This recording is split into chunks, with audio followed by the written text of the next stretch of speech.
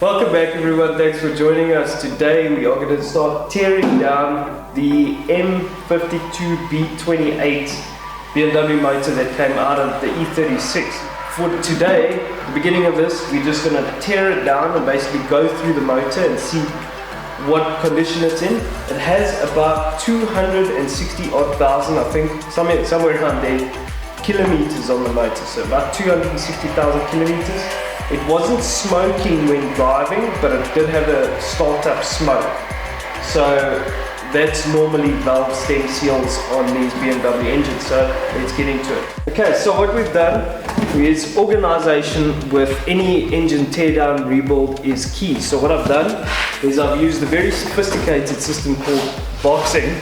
I've just marked on the box. That's for the cylinder head. So all the little bolts, nuts, screws, everything, head studs, everything's going to pretty much go in here. It probably won't all fit in here, but it's a starting point.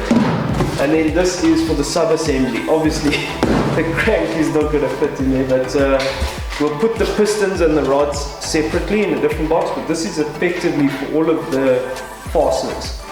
All the big bits like the alternator that we'll keep separately, but just note when you're doing something like this, organization is key. So we're going to get started.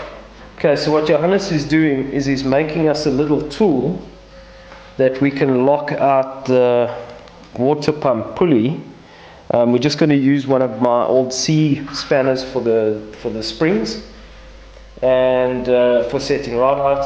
And basically we just lock that out so we can get this fan off. So Johannes is going to just measure that up while we carry on.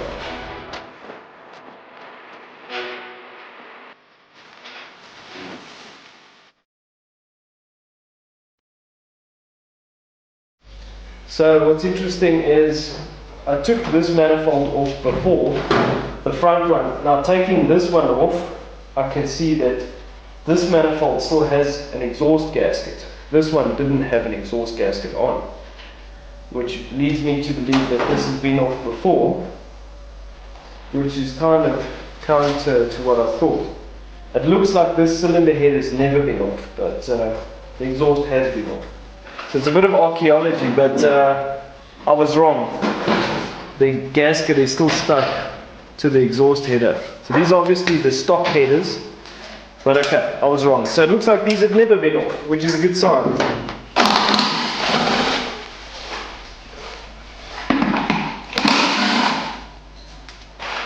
Found me a little box.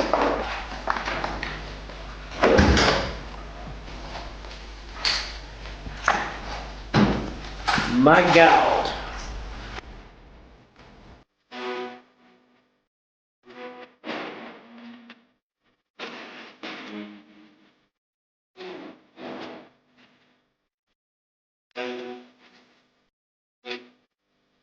So the story with this, with the inside here is much the same as what the car was. You can just see it's really dirty and old. The state of this intake manifold, this seems to be a common thing with these B28 motors. It's just a lot of corrosion and wear. So we'll clean all of this up, but it looks like it's all there, which is good.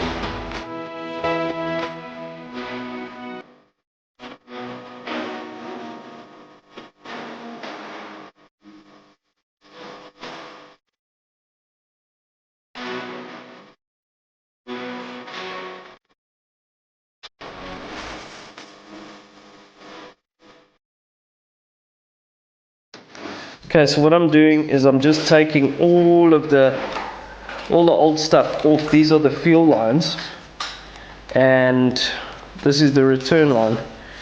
And this is really old and perished, so we're going to replace them along with the clamps. We're just getting all the old gubbins off, and then the intake will come off, and then we'll get stuck into the rest of it. Alright, so we're just taking the fuel lines off, as I mentioned. So what happens is this line comes from the fuel pump, the high pressure fuel pump.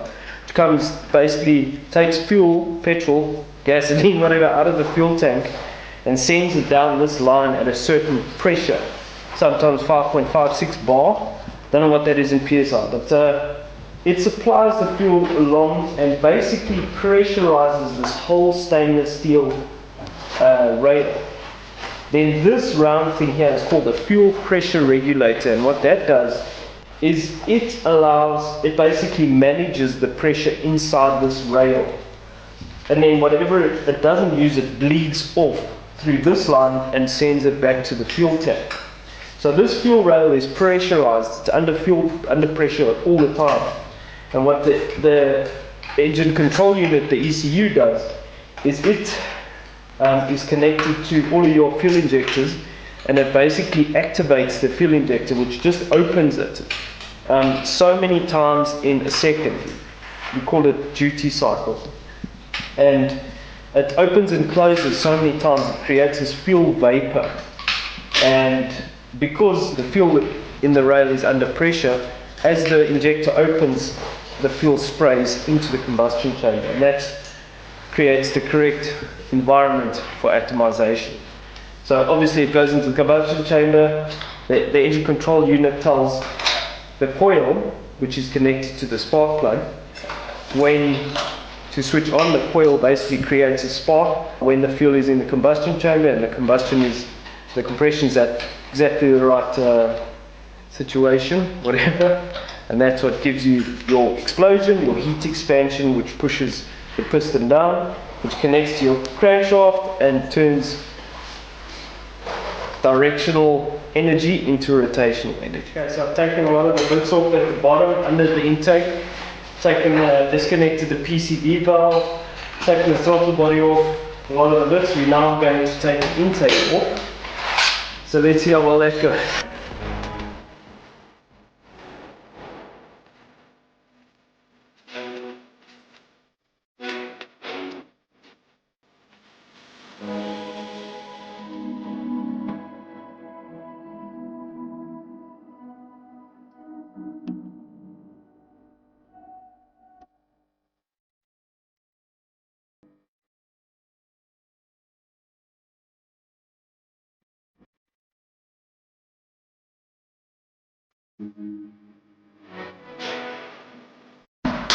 So you can see there's a whole bunch of gasket sealer on the valve cover gasket. And a common thing on these BMW engines, pretty much most of the BMW engines, is that the valve cover gasket leaks, as well as the rear main seal on the crankshaft, that leaks. So this was leaking, this rear main seal was leaking, the front seal was leaking, and that's just normal. It's maintenance stuff on a BMW engine. However, the quality of this engine looks really good. It looks like the cylinder head has never been off. I could be wrong, but from what I can see, the cylinder head gasket is still the original part. So that's encouraging news. It's just that it's a high mileage engine, but it looks like all the bits are still original, which is really good news.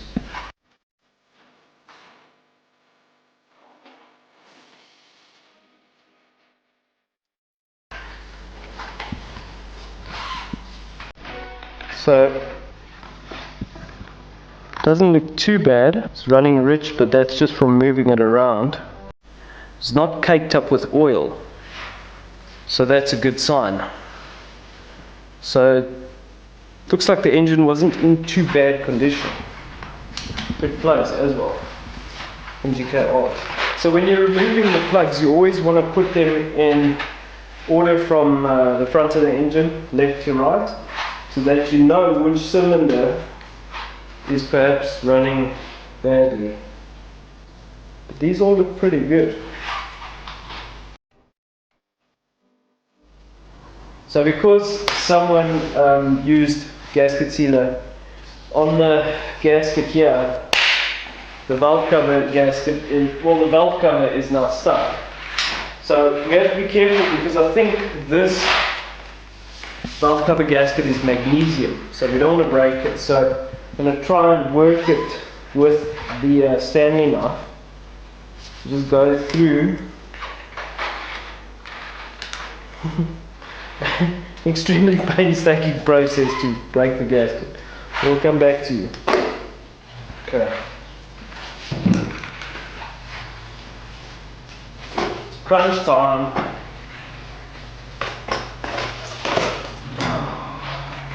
Oh man.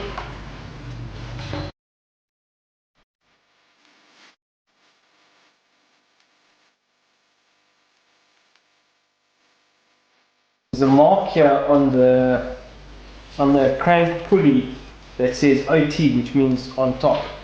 So what we're going to do is line that up with this mark here, and that'll effectively get the engine up to top dead center.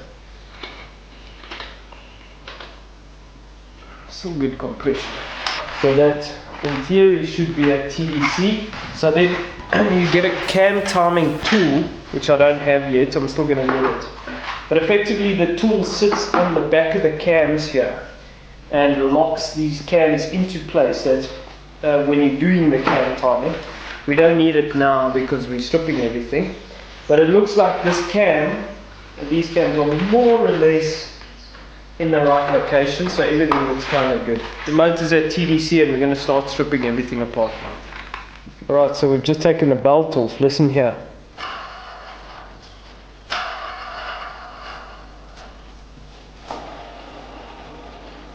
So, alternator bearings are sounding a bit old, but this idler pulley is definitely old. Water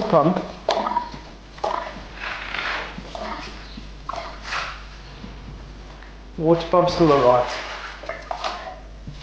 but we'll see as we take everything apart. So what I'm doing now is I'm loosening the Banos oil supply line. Then we're going to take this bracket off. We're going to basically loosen up the cam timing, the cam chain, take off the Banos so we can get ready to take the head off.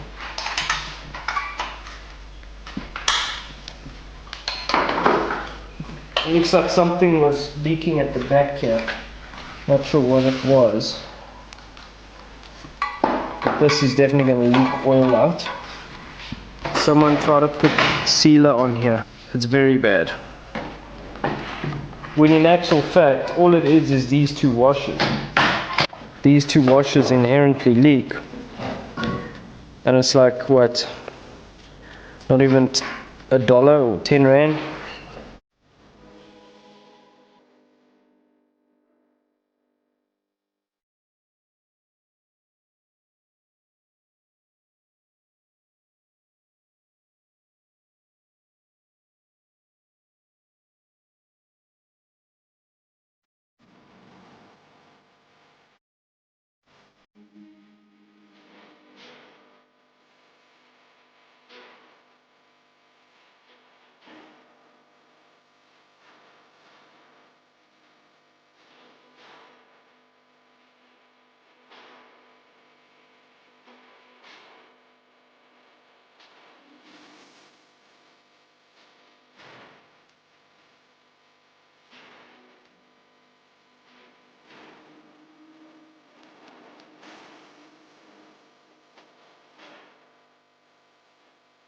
So you can see this is a common failure on these BMW engines.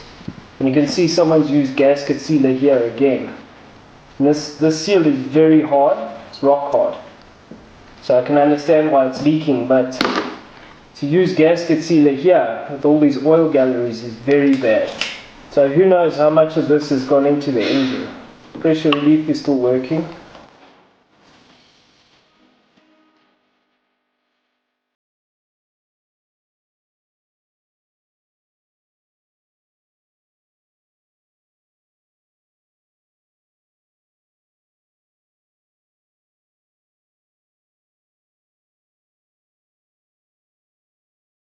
I don't ever slow up, no I don't take shit. I got no love for the fakeness. If you wanna play tough and wanna hate this, I'll always show up. I don't ever slow up, no I don't take shit. I got no love for the fakeness. If you wanna play tough and wanna hate this, I'll always show up and make a statement. Look at all the wear on the surface. You can see there's an indentation here. You can see on the sides as well. This is a very old tensioner, possibly the original. Wow. Pretty wild. So what we're going to do is we're going to take the cans out first before we take the head off, so that the valves are closed inside the head, because there's a bunch of other things we're going to do. So yeah, I'm going to just take the cans out. What you need to do when you loosen up a can, especially a can that's quite long, is you need to loosen up the caps.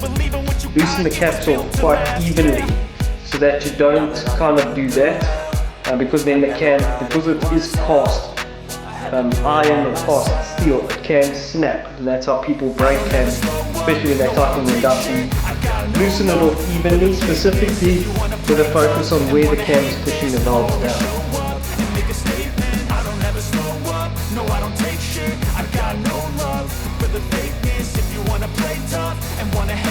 Okay, so when you take the cap off, just always look for score marks on there, and you can feel almost with the nail of your finger. So this one has a little bit of pickup on this journal, but it's very light, so that's pretty much fine. That one is good. So even though the motor is really dirty, these are key things you look at. That's fine. A little bit of wear. I've seen motors with extremely high wear on the cam journals, and they still run them with modified cams, and they work. Now that I've been put through hell, I never got anyone's help. I had to do it all myself. Luckily these are hydraulic lifters, because otherwise we'd be resetting shimmers. So these are the hydraulic lifters. These have got little seats and springs inside, and they're fed with hydraulic oil, which is basically the engine oil under pressure. What that does is it takes up the clearance between the camshaft and the actual top of the valve. So this sits on top of the valve. There you can see the shiny part where it rides on the valve, and it takes up the clearance between the cam, basically the gap between the cam and the actual valve.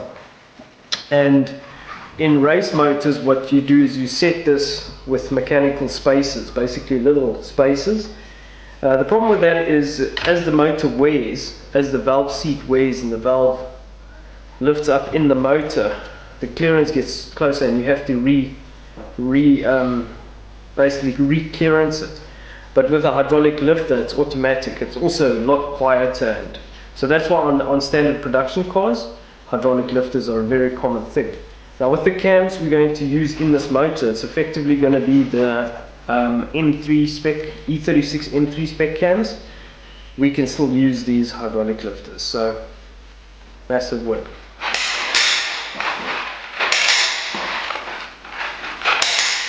So it looks like everything is loose, and we're about to take the cylinder head off, so just give it a bit of persuasion.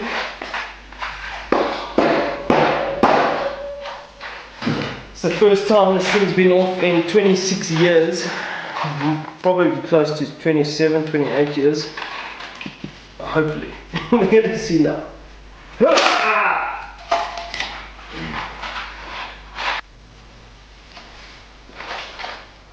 So you can see by the carbon buildup, this engine was burning a bit of oil. It's not really that clean on the valve, so it was definitely burning oil. But the good news is that the head looks good.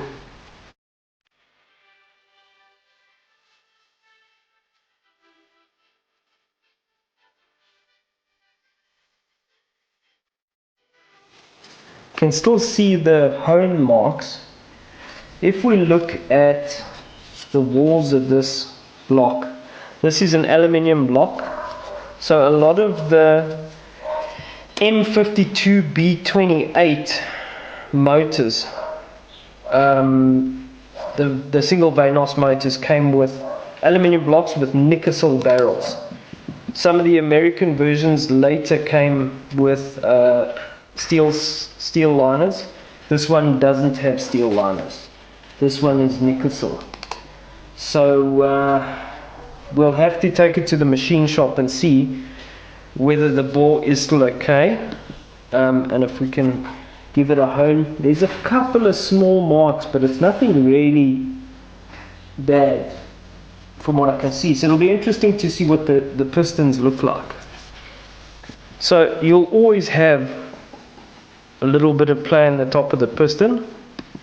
So you can't, just by rocking the piston like this, you can't gauge the wear. You have to literally take it out. But what you don't want is play like that, because that means the bearing has failed. On the face of it, it looks good, but I'll need to take it to the machine shop for them to actually see. Worst case scenario, we're going to have to re-sleeve this block.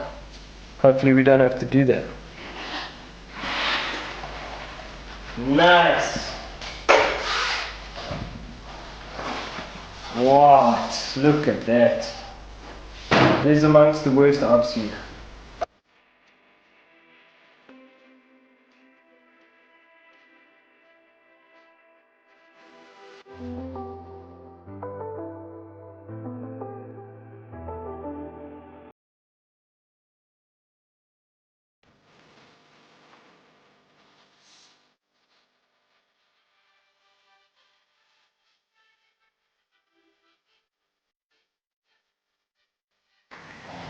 Alright, let's take the pistons out.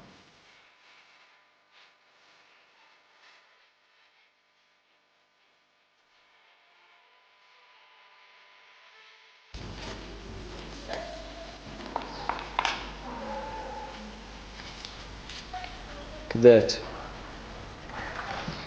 Some wear on the bearing. Not much, but that's a BMW thing. Very common BMW. There's no friction on the actual ball. Like with new rings, you really battle to lift the piston up and down. But this is like almost just falling out. There you go. So similar kind of wear.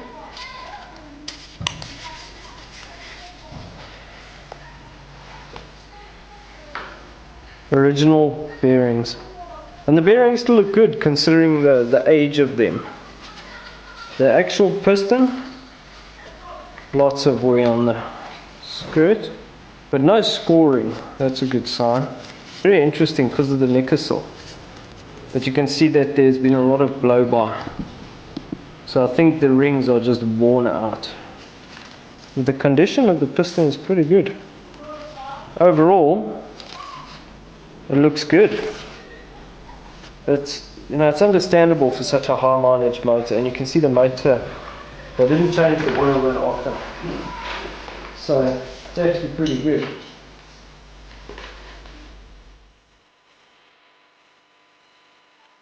Today we're going to get stuck into a DIY porting job on the cylinder head. Join us on this crazy journey. Let's see where we get to.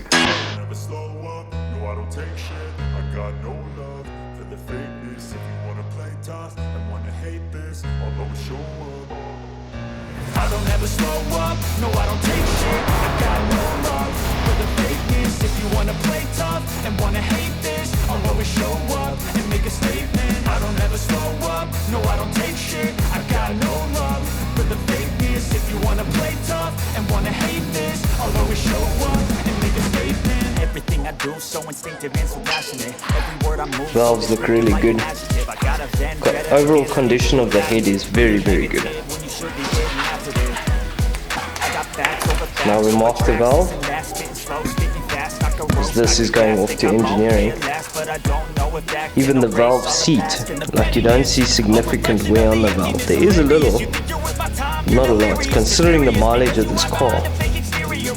Unbelievable. Okay, so what we've done is we've taken the valves out, and the head is in really good condition, so that's a massive win. I've seen everything on this motor is actually still original BMW, so the thing had 260 odd thousand on the clock, and it still was all original components, so the alternator, all the pulleys, everything was, the water pump is even still an original AM water pump, so it's actually phenomenal that it made it this far with all the original components. So what we're going to do now is I'm going to basically get stuck into the porting of the cylinder head. Okay, so the reason I'm porting this, doing a DIY port job on this, is just to try and clean things up a bit in terms of the intake ports. I'm not going to do anything on the exhaust ports today. There's something I want to discuss with a specialist before I get stuck into that. So all we're going to do is the intake ports. Now, there's a lot of theory behind the intake ports and a lot of misconception. This is based on the size of the port as well as the finish of the port. So I'm not going to talk too much about that, but in theory, we're not running super wild cams in this car. We're also not boosting the car, in other words with a turbo or a supercharger. If you increase the flow volume by such a significant amount, then the port can become a restriction or a bottleneck. But in this case, these ports are so good from the factory. If you try and remove too much material, you're going to end up changing the power curve and changing the flow characteristics, and you'll lose power and torque. Because if you open it up, you're inevitably going to allow the car to breathe better, but only at higher RPM. And with the cams we're going to run in this car, they're essentially just a bit more wild than the E36 M3 spec cams, because I still want to run the stock valve train, and this is an endurance car, it's built for reliability. Because of that, we're not going to see massive flow numbers, and therefore there's no value in trying to open the port too much or in any larger size than it is in stock form, because you're just going to lose your mid-range torque. And ultimately that's what we want. We want very good mid-range, and we're not going to be revving the guts out of it, because it also is going to have the standard conrods and the standard pistons. So if we were building a super wild monster, sure, we could open the ports up a little bit, but again, the ports are so good, you're not really going to gain from it. It's not the limiting factor in the whole system. And BMW has done such a great job with these ports. But there are a couple of things we're going to do, so just come have a look here. So if you can see, there's a bit of a step down inside the port there, and that's consistent on all of the ports. So I'm going to smooth that out. That's one of the things I'm going to do. So it's so difficult to see, but down here there's a bit of a step as well. So we're just going to remove these steps. Here's a good view of that step. That's a solid stop. So we're going to remove all of these little bumps and that. It's not going to do much, it's just going to help the flow characteristics. Then we will talk about finishes in a little bit, but you can see also these rough casting marks over here. I'm going to try and avoid doing anything to the valve guide.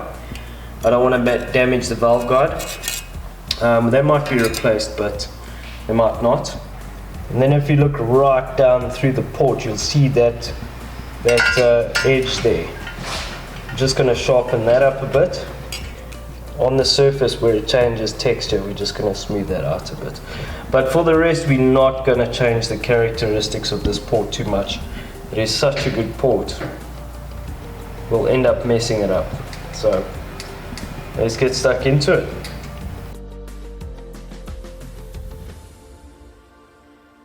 Okay, so it looks like this bit on the air grinder is taking off too much material.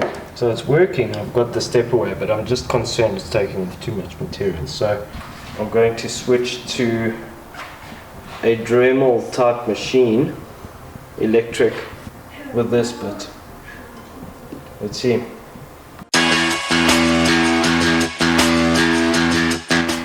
I'm using the carbide bit on the air grinder to take away the majority of the material, and then I'll come up with a paper wheel and just get the finish that I want. In these, so this is cylinder 3 and 5 and 6. There is a step on both intake valves. A bit more work to be done, but really Really not a lot of work.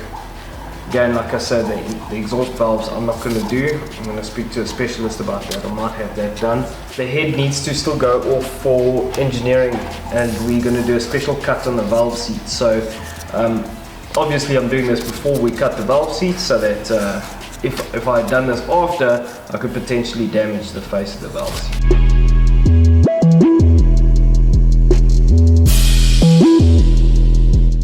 Okay, so I've changed to a very small bit, and I need to try and get into this tight little area here to smooth up a sharp area. But once I'm done with this, we can go in with the sanding bit and just get the finish. So we're almost there.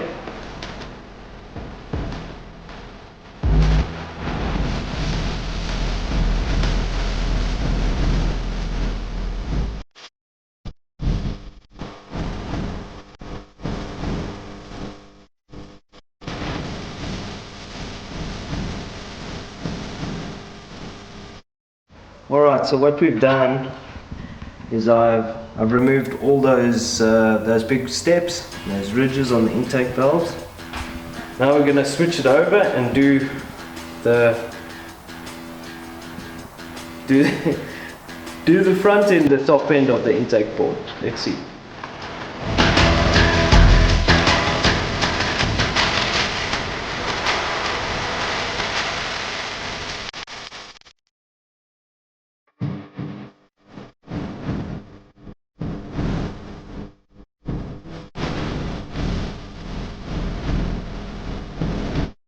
Alright, so that was a lot of work. It's a new day now. So we're going to continue with just trying to progress with this build. So where are we?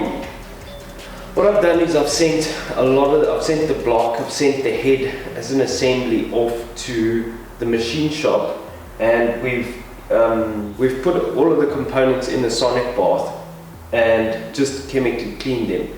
I did that before I got stuck into doing the DIY porting on the head. And so the block, on the block I did a very light hone at the machine shop. The block is an interesting one. It's a nickel block, so there wasn't a lot of scoring on the block. The block looked pretty good.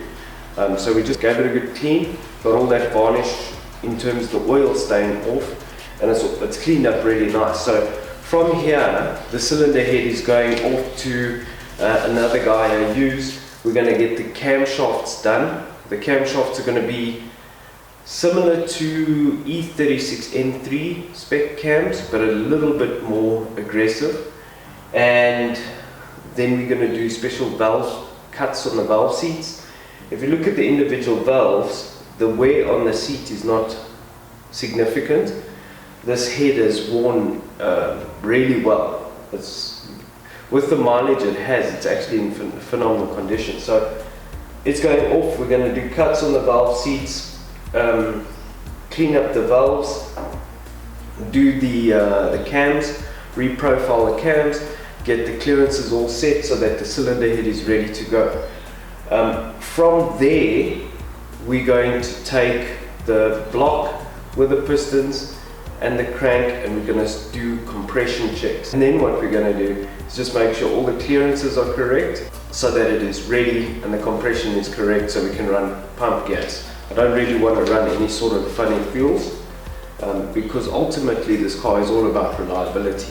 From there, there's a lot of small components we need to clean up. I've got to rebuild the Vanos. I need to order a lot of parts. So a lot of work ahead, but we're making good progress. At least now the head can go. So we'll get to cleaning those bits. Alright, so the cylinder head has come back from the engineering shop. What we've done is we ground the cams. We've given it a 264 degree camshaft. So basically it's quite a bit, doesn't sound excessive, but it's actually quite a bit bigger in terms of duration compared to the stock cam, and we've done some work on the valves and the valve seat. But let's just have a look. The head looks really nice. The guys have done a great job, but the proof will be in the pudding once we put it into the engine. It's the first time I've used these guys. They're different to the other guys I've used, but I reckon we need to give everybody a fair chance and just see what the quality is like. So they've come recommended. What we also have done is we've just given the head a light skim. The reason for that is just to make sure that there's no unevenness on the head, and also it gives it a nice fresh surface. So let's have a look. So overall the head seems to have cleaned up really nice. It's all wrapped in this cellophane plastic. It's cylinder number 4 and 5. The valves are sticking out, obviously. Yeah, on the face of it, over here, it all looks good.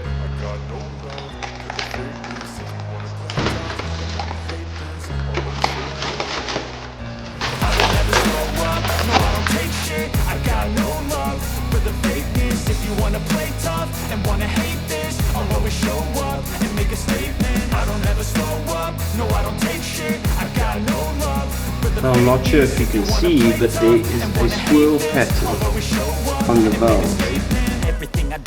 So we've also applied a swirl pattern to the valve. We've also done some valve seats. So the idea with this is it's going to be a reliability build. We're not making 1,000 horsepower. It's not a super 11,000 RPM enabled. It's really about reliability. So with the swirls and the swirl cuts on the valves and that, I haven't tested that back to back, but apparently it's quite common on race engines. So we'll give it a shot, see how it performs. Quite excited, but ultimately we need to get a move on with this build. There's a lot to do. One more thing, you'll see that I have put the cylinder head down on 2 pieces of wood here. Okay, and the reason for that is the cams are installed in the cylinder head, and you can see the valves protruding there. If you just put the cylinder head flat on its face, 10 to 1 what's going to happen is it's going to bend those valves, and this thing's just been done. And I've seen that before. The guys are not happy with the cylinder head, they take it back to the shop, they put it down on the counter to complain, and they just go and bend all of the valves that are open. So make sure you don't do that. It is a new week. It's probably been a few weeks now, and we've got the pistons back. So I issued the guys with the drawing. The original company I was going to use couldn't do it. They recommended someone else, or they would just take too long to set up the tooling. Doesn't matter, we've got it done. So we've pocketed the pistons and then also taken 2 mils off of the deck like we mentioned.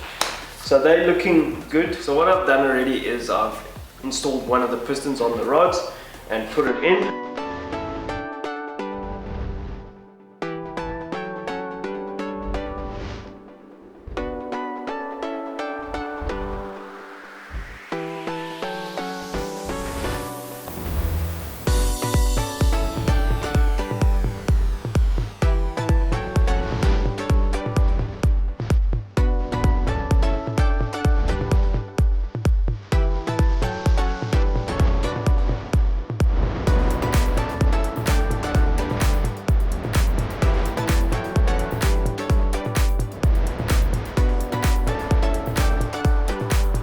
We are going to pre-assemble the whole timing chain system with the sprockets, and we need to basically get the engine into its cam timing position so that we can check the valve clearances against the piston. We've pocketed them now based on calculations we've done. Now we need to see what the actual clearance is, so there's a whole procedure to that, and we're going to go through that today. If everything is good and the clearances are fine, we can take the pistons, the rods, the crank, front pulley, clutch assembly, and send it off for balancing. Once that comes back, we can assemble this motor, and then there is nothing holding us up. So that's what we're doing today. We're going to wrap up this video by finishing the clearance checking and making sure we're all good. So let's get stuck into it. So this is the drawing I made for the machining house engineering company. It's just to show them basically how much to take off the top of the piston. So they've done that machining work and then they've pocketed the pistons for us. So again, we're just pre-assembling this. All this stuff is loose. So obviously we've got those two dowels. We should be going onto those two dowels. Right, so what I'm doing here is I am just putting some oil on the bottom and in between the head bolts and the washers. This just provides some lubrication to stop it from galling or seizing when you're bolting it down, to give you a more accurate torque value. Now when we go to assemble the motor, we will use ARP ultra torque lube. This is obviously, these are not the head bolts we're going to use. These are the old head bolts, but we're just using this for this pre-assembly.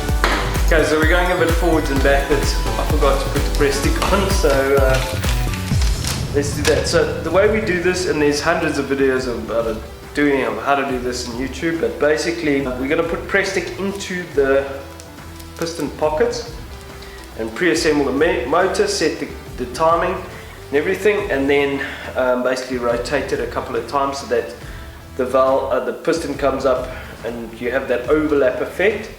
And then we'll take it all apart, and then we should see the valve will squash the press stick down. We'll cut it open and see what the clearance is. So you can use Play-Doh. In this case I'm just going to use press stick, bar stick. I bought this press stick years ago. And then we'll do on the exhaust valve side as well. So what we're going to do now is going to put some oil onto the top of the press stick. That's to stop it from sticking to the cylinder head. At least this is nice and light cylinder head. Good. I'm hoping we can get all of these in. Oh, there we go. And ain't that something. Let's just give these two a whirl. So you'll see by the end of this how much work goes into setting up an engine. So when your engine builder tells you it costs X amount for labor, don't try and skimp him on the price, because there is an excessive amount of work that goes into building these engines, or any engine at least. So we would be respectful of that, because the hours it takes. I know I've built many engines. It takes a long time.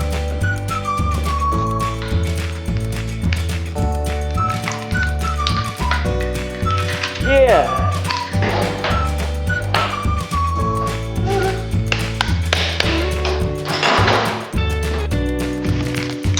This is the 26-year-old factory chain, which we are not going to use. Intake sprocket T-leg. This in the S54. They were brilliant motors. As the generations moved on though, they started to pick up those issues with the main bearings and the big heads. But this is an absolutely stellar engine. This is the M52 version. Even the M54 is good, but the M52, the S52, the M3 version of this, beautiful. Hang on. I must make sure it's a TDC. So that's where this contraction comes in. So we've just put on this front cover. So now we're putting on the crank pulley. This is so we can line up the mark here. Let's go! There we go. That is interior TDC. Now we must put in this sprocket T-leg.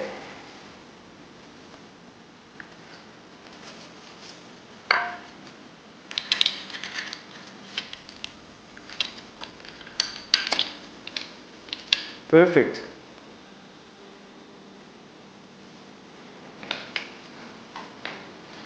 So we're just putting all the guides in. I've got all this info on the assembly from Han's Garage on YouTube. I'll put a link in the description. Thank you, Han. It's helping us. He also he's got a cool thing on the Vanos rebuild, which we're going to do. I've got the seals now. So these are all new bits. We're putting in, all these guards are new. Okay, so we're going to install the intake cam goodies.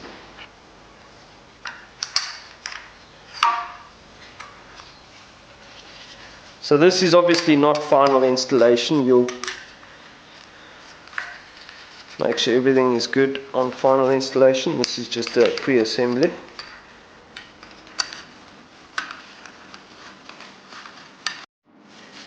Obviously need the... Now we're installing the cam chain. Now this is going to take some wiggle. So apparently we need to get these in terms of the orientation.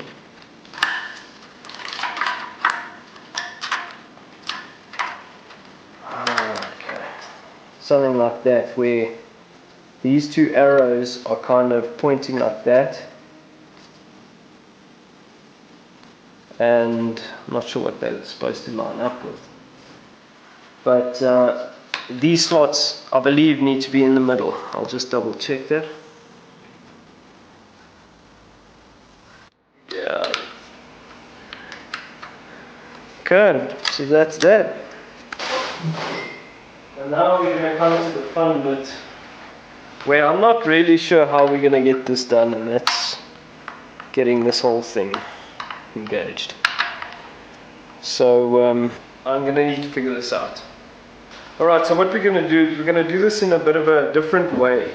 We're going to use this angle finder that I have for a smart camber tool, and we're going to use it on the back of the camshaft. The cam supplier has indicated we need to advance the cam 5 degrees for its base setting.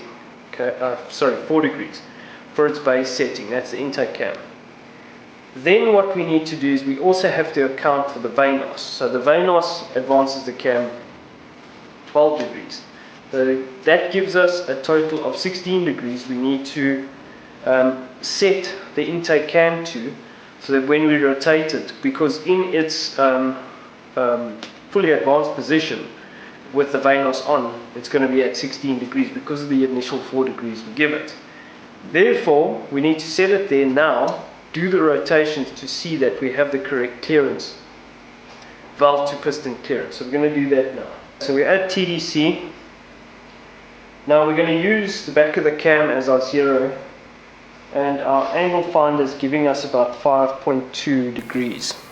So now I've got to keep this flat on the cam and then rotate the cam. So as we rotate the cam, so it started at 5, it went down to 0, so that's already 5 degrees it's given us. So we want 16, so that means we're looking for a number of 11.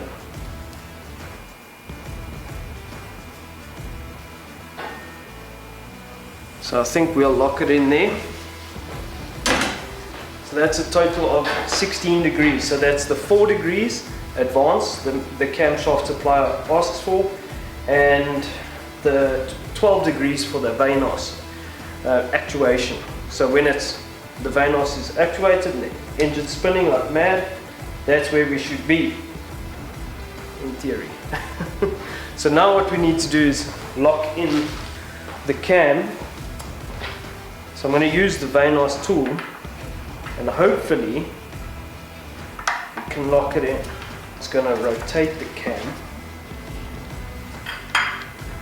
so the Vanos can get in. Okay, so it's given us more, so we actually need to perhaps go back a bit to go here. So that's our position. Now the cam is locked, everything's locked. Now we should be able to turn the engine 2 full rotations, and hopefully nothing hits anything. Let's do that. So I'm just going to go really gently, and if I feel something, stop. If I feel a dead stop, stop completely, because that'll be the valve touching the piston. What you can do, alright, here we go. Everything is turning the way it should.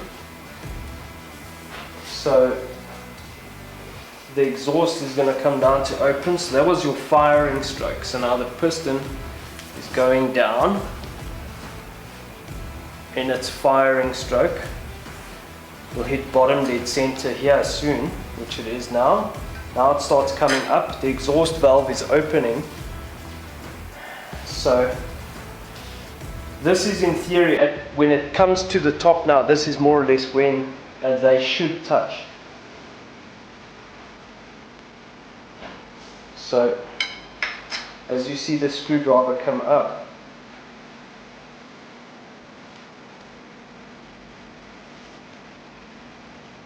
there we go. Okay, so there was no touch.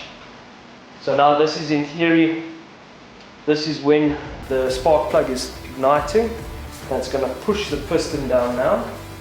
The heat expansion pushes the piston down. It hits gets to the bottom of the stroke.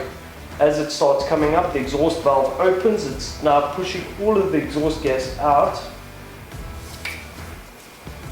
It comes to the top, and now the inlet valves are going to open. This is in theory when it'll touch, if it is touching. The inlet valves are opening. Now it's sucking air and fuel into the combustion chamber. Inlet valves closed, and now it's coming up to its compression stroke. Back to top dead center, and Bob's your brother's auntie's cousin. So in theory, nothing touched, because it would have stopped. It would have been a fast, hard stop. So nothing touched. We can now take it all apart again and see what the clearance is. So let's do that. Okay, 1, 2, 6. Exhaust valves didn't even touch. Intake valves did. I think we pocketed these things way too much. Can you see here where the valve touched the press stick? So it definitely changed the shape of the press stick, but I think we've got plenty. So what I'm trying to do, that's plenty. Yeah. Unfortunately, I had a technical issue and we couldn't get the last bit of the video, but ultimately we kind of just wrapped up the clearances and it came within 2 mils, which is plenty clearance. We do sometimes run it closer, but for this application it's absolutely perfect.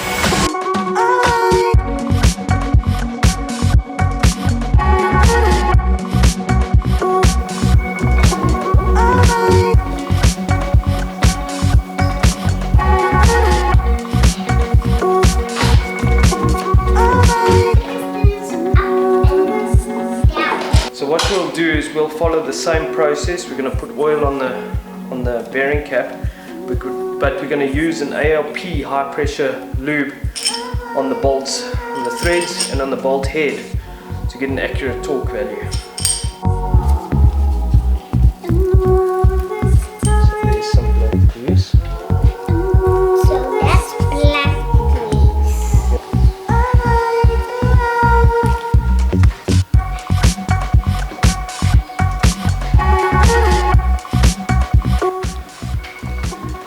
That goes with the little cutouts to stop it spinning at the same position as on the block.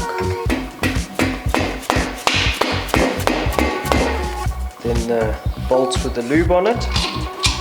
Goes inside. Thank you.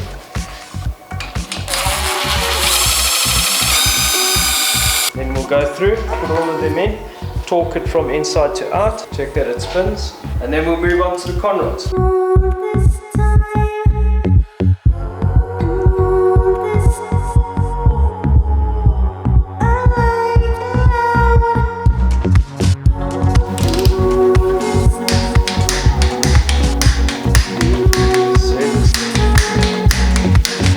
important thing when torquing a bolt like this is that you need to start in one position and pull it until you feel it click.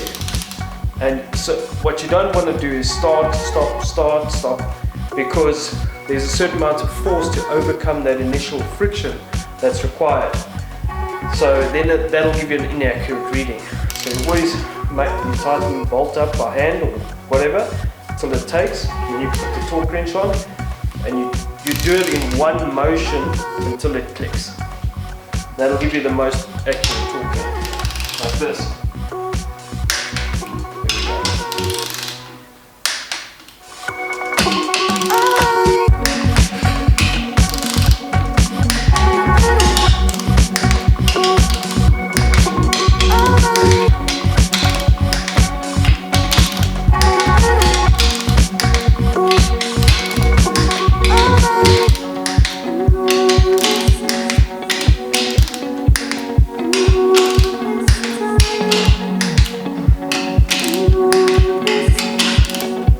It's also important to make sure that the crank is rotating freely. So there we go. 70 degrees. Alright, so I am just lubing everything up. You need to make sure that the gudgeon pin and the hold on and the piston have a lot of lube on them. Also need to make sure that the orientation is correct. Orientation is correct. That little clip goes on the exhaust side and the large valve pockets are on the intake side. Alright, so let's talk about piston rings. Now I've spoken about piston rings before. In general, we've re-sleeved the block. It now has cast iron liners. Originally this aluminium block had aluseal coating on the liner. So when you have an aluseal coating, you need a cast iron ring on the piston. So that's what the original engine came with, is cast iron piston rings. We needed new pistons, so we got 325 iron pistons, and there's, you know, the whole story behind that. And then when we re-sleeved the block, we can't use the original cast iron piston. You need a chrome ring to work on the cast iron liner. So when I ordered the piston rings for this motor, the first set of rings I received were these, and it was also the only rings I could get. It's a company called Power Torque. It's also not the best, but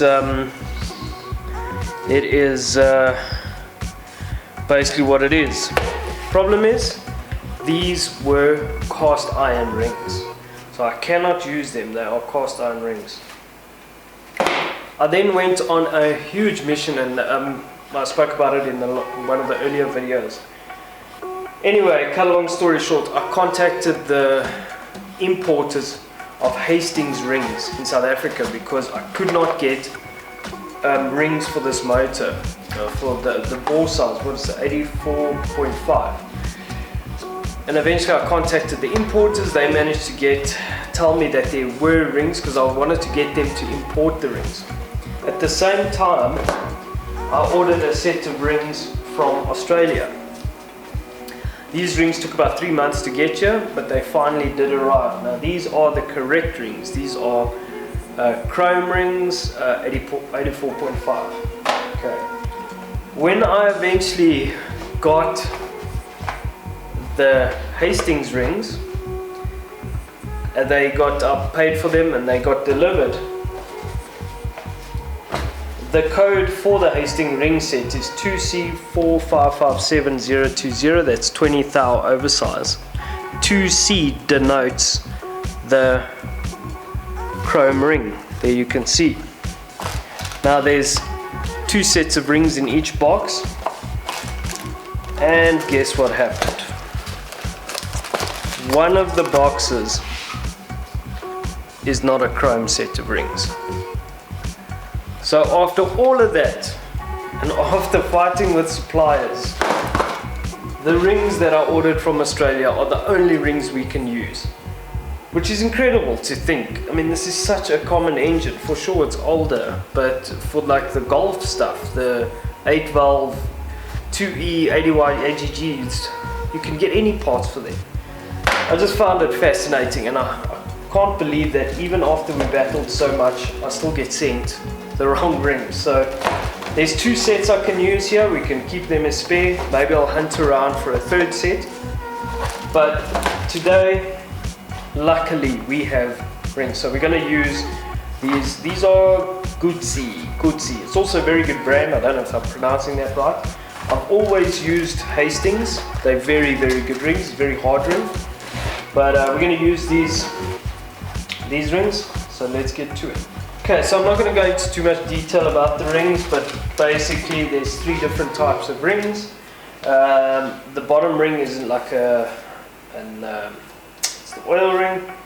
The second ring, or the middle ring, is the oil scraper, and then the top ring is the compression ring. So we're going to put the rings in because what we are doing now is we're going to actually measure the compression of this motor, because I need to know what it is. So let's put the rings in one by one.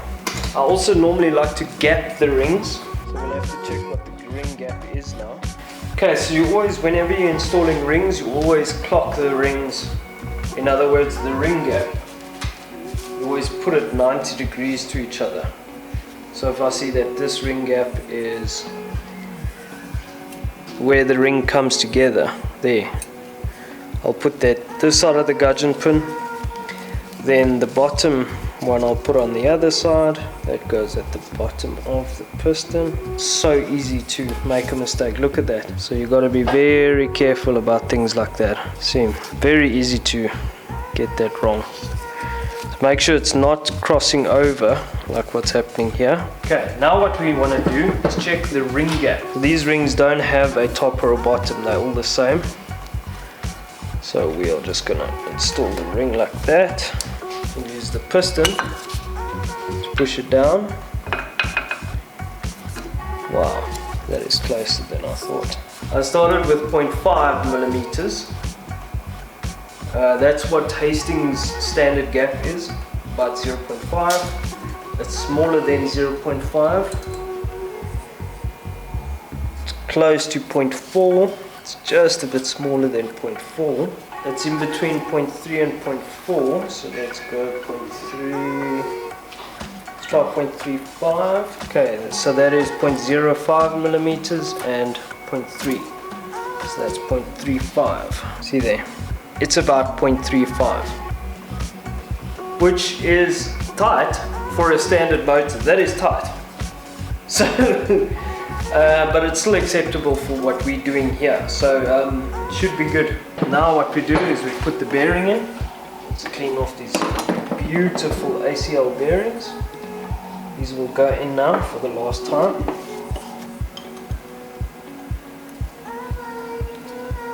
The purpose of, again, today is we're going to be measuring compression ratio. So the idea is we're going to put this piston in. Then we need to seal it somehow, so we're just going to use grease around the piston rings. We're not going to turn the motor over, we're just going to put grease around the piston rings so that it can seal. Obviously we need to put lube on the bearing first. Put it in. So they do it on cylinder number 4. So 1, 2, 3, 4. Get the orientation of the piston correct. Intake is on this side, exhaust is on this side, and we've got to grease the whole thing. Rings in the right place, lube is on the bearing. Okay, now we're going to use the ring squeeze.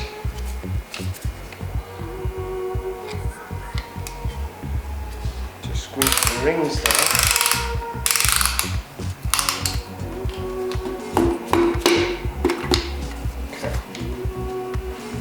Now, it's fine.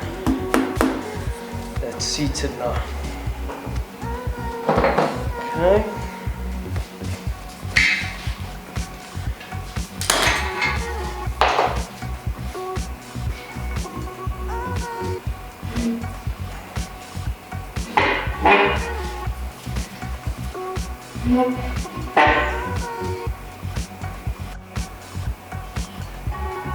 The reason I'm doing it like this is because I don't want to take the piston all the way down. It doesn't have oil on it. It's just got the grease on.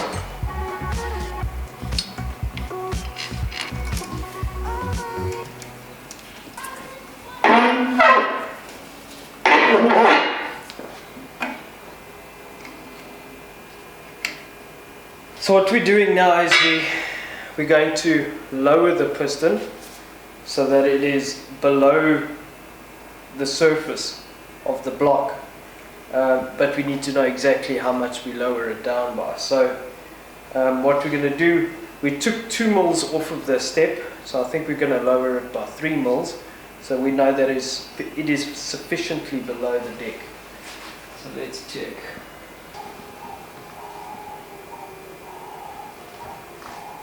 One, 2. Okay, so we've dropped it 3 mils down. We're going to use that in our calculation. Now let's just see if it clears. So this is a piece of polycarb that I've cut, and it does clear. Alright, so I got me a burette, and we're going to be using this. This is 100 milliliters. It's 100 cc's. So this is glass, obviously we've got to be very careful with it. So we're going to be using paraffin for this, because the paraffin does not wash the grease away.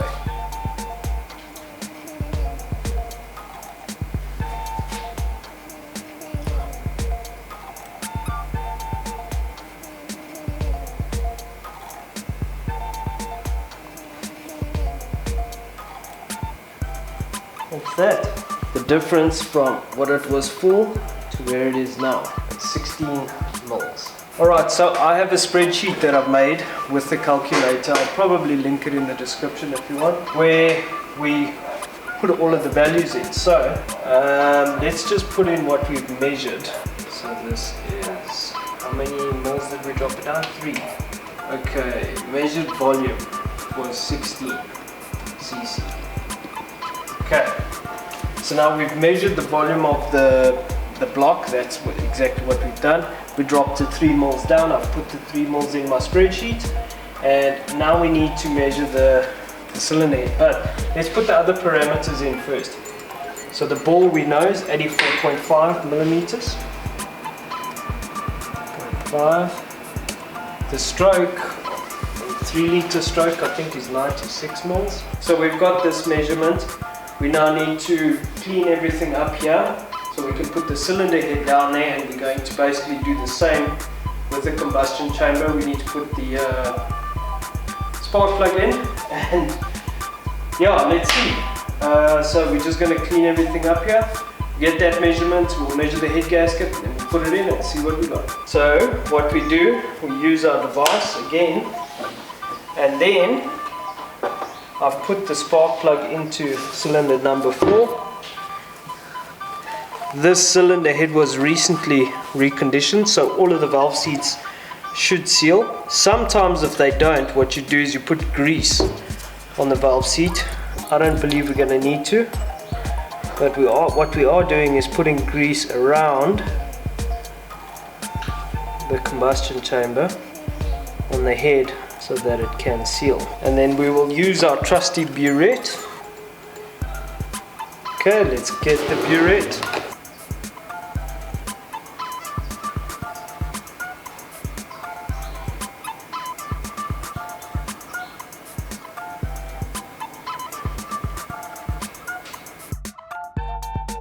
So you see 36.2 cc came down from there.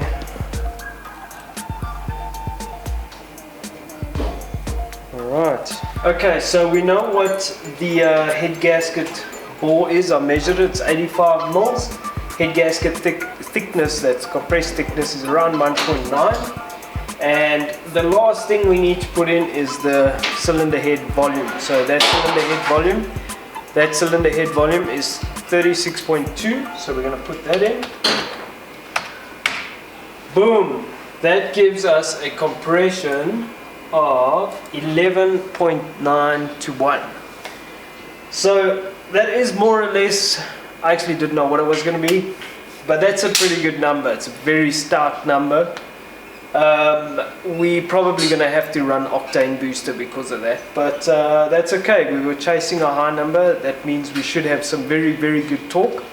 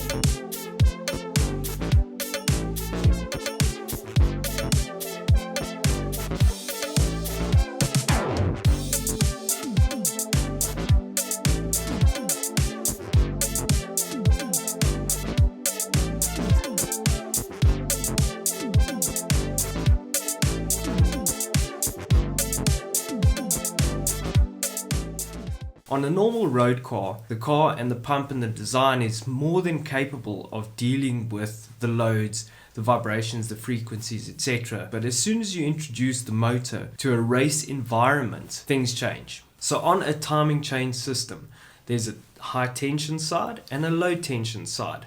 Normally, this is referred to as T1 and T2. T1 is the high tension side, T2 is the low tension side. Under acceleration, this is not a problem. The problem comes in on these motors at high RPM. So when you hit 7,000 or so, or you rev them past that, and then you get off the power, picks up this resonant frequency. On the deceleration, the load on the pump is what eventually undoes the nut. And so we do a couple of modifications to counter this. So in this episode, we're going to cover those two in detail. Now, I did cover these in the full build, but we're going to do it in a bit more depth so that we can share with everybody how this is done and what the details are about it. So without further ado, let's jump right into it. Common thing is to drill a hole in the nut so we can lock wire it to stop it from spinning off. So basically we need a hole that can allow this wire to go through.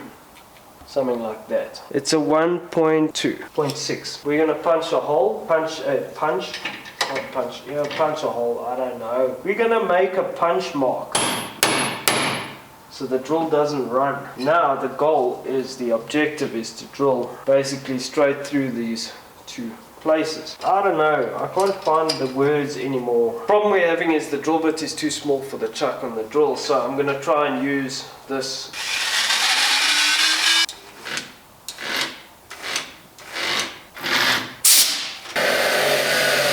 Okay, and there we go. Alright, so I've had this chemically cleaned up. So we're going to assemble it. I'm just going to use brake cleaner because it's been sitting on the shelf for a while. Just going to use brake cleaner to get anything else out. That's magnesium, that's cast Alex. You can buy oil pump rebuild kits. Normally that is what you see here. It's the gear, the main gear, the input shaft, the valve and little bits. However, the problem with oil pumps, an oil pump is a hydraulic pump. Where you see the wear on the oil pump is not in between the gears. It's actually in the tolerance on the casings. Because the tolerance is so fine, the pressure is generated in between the gears, yes, but the casing has got a very fine tolerance between the gears. And if you get wear on the casing, that's where you will lose your oil pressure. So it doesn't help you go buy a rebuild kit with all the gears and put it back into an old worn casing. You're still going to have the same problem. Unfortunately, I cannot get a replacement pump. But looking at this pump is in very, very good condition. So I'm confident that we can reuse this and we're not going to have any issues. So you can use normal oil for this.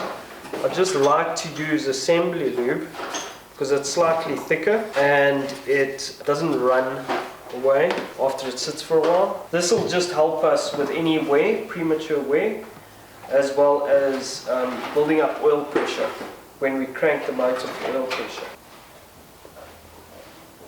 Then we need to put this bad boy in there. Now some guys use grease. I'm not a fan of grease on oil pumps. I just don't like the idea of grease getting mixed up in the oil. Same direction basically. So these have obviously got little dowels. It looks like when this oil pump is running, the scavenge pipe will sit in the sump like that, and then it sucks the oil up into the oil pump and then transfers it to that part of the casing. This thing here, which we're going to assemble now, that's the pressure relief valve, so we'll get into that. What we do now, we just put these nuts on.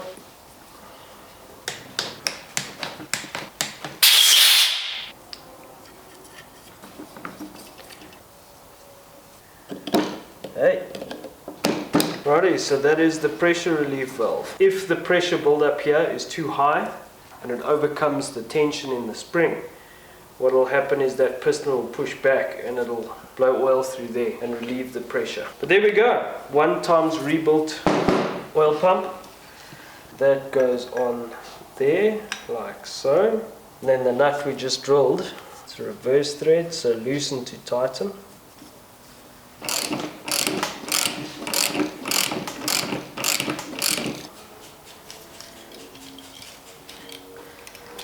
So with lock wire, less is more until you run out. So this will loosen that way, right? In a tightening way. So you want to either lock it, you can lock it like that, but I think that'll be good enough. So it's once it's locked around there, it's impossible that it can come off.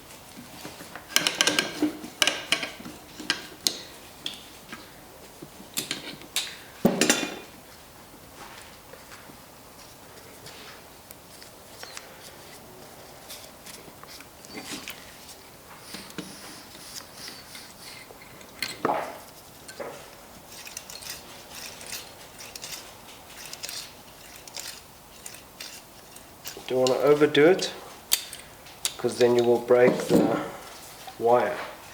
Now we trim it off, so I'm going to get the side cutters.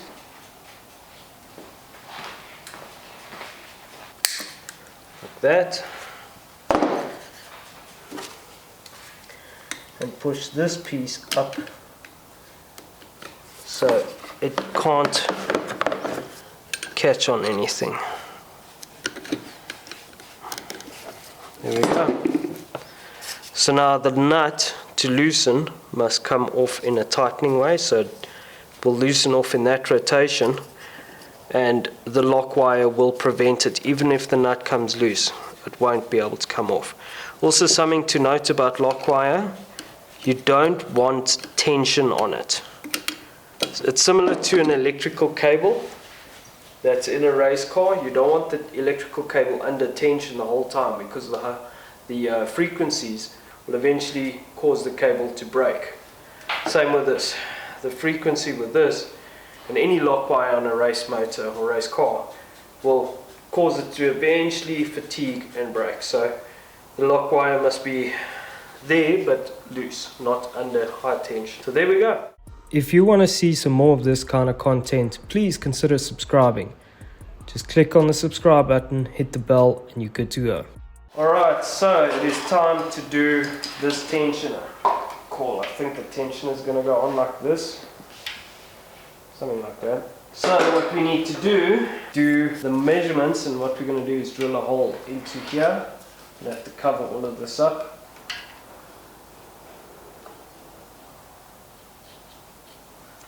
There, so there's our mark right there.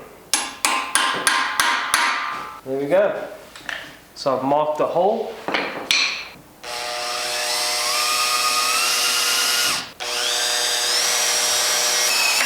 Okay, so we are tapping M7 by 1. So the 6.25 is the drill we need. So you'll see we put a rag in there to stop anything going through.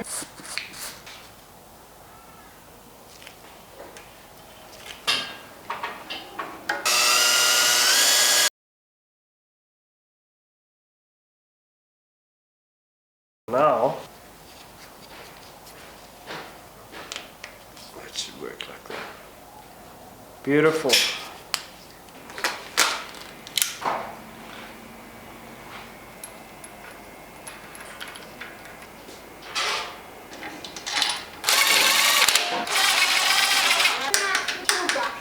Alright, so we got the oil pump on, drilled the hole for the tensioner. We are now going to put the tensioner in. So, dab a Loctite. Stick in.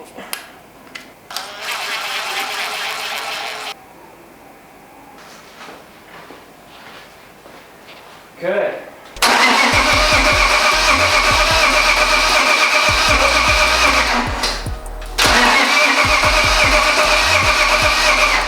Stop. Yeah, who's got the throttle? I got it.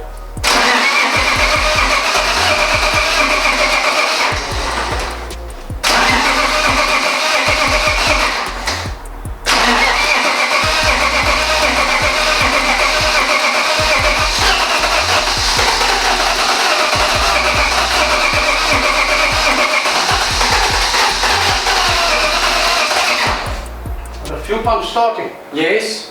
One or two earlier. Alright.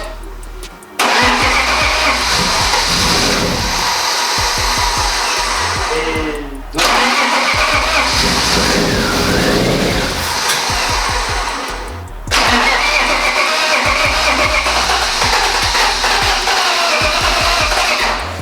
come on, old Beamer.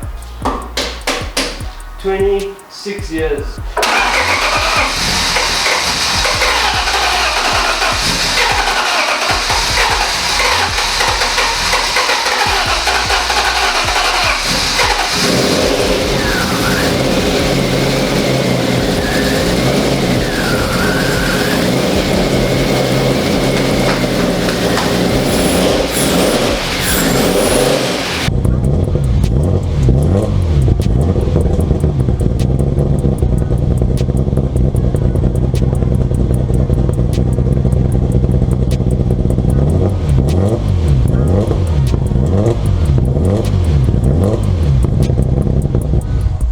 So the other night we managed to get this puppy started and it took us a really long time, but now what we have to do is we need to prep this car for the dynos. Okay.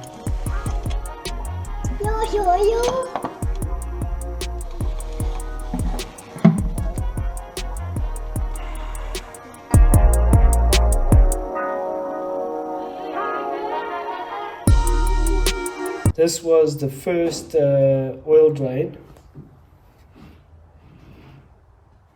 After, we haven't even dynoed it yet. Basically it ran startup. So this has obviously come out the filter. I didn't really see anything in the oil apart from the normal stuff, but we're gonna find out exactly what has happened to this puppy and why we had to pull it out. Let's do it.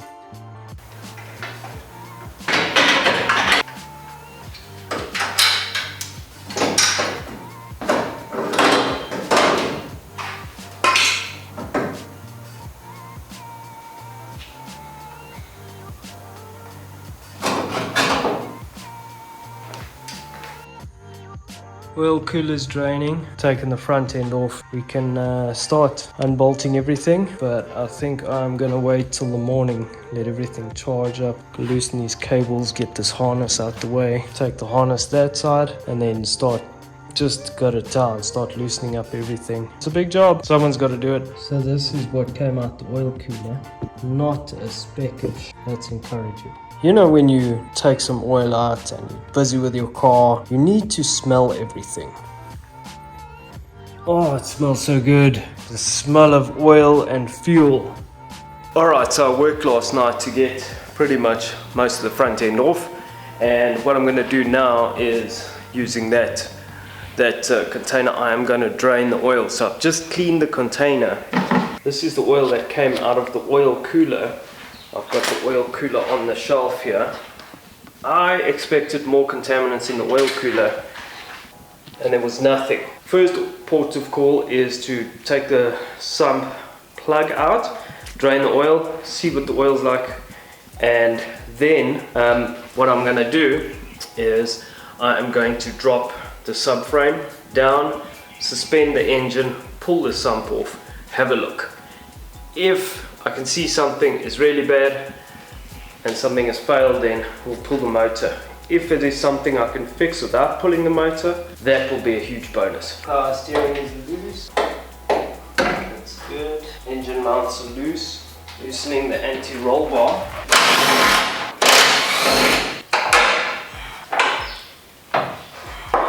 Need to loosen the steering rack.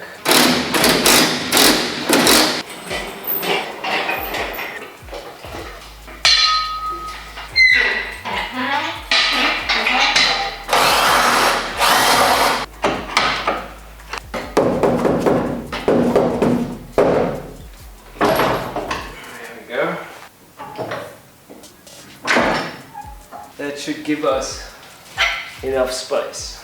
So the subframe is dropped.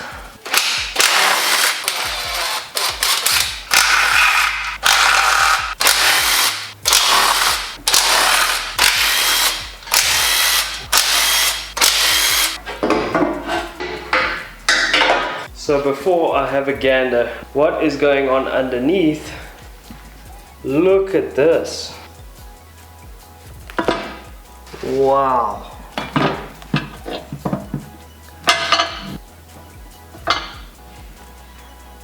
But this black, this could be the magnesium from the oil pump. It's either that or it's rubber. Definitely gonna have to go and dig up what's going on in the crankcase.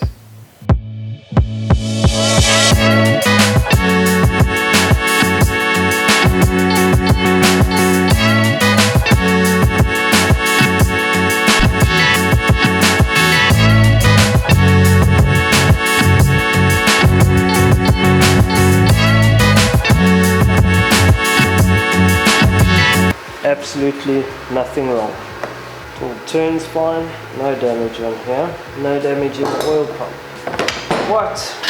Let's take the oil out of the sump and see what is in here. It's looking more and more like we might get lucky here. It's amazing how you don't trust yourself, but there's so much money that's gone into this engine.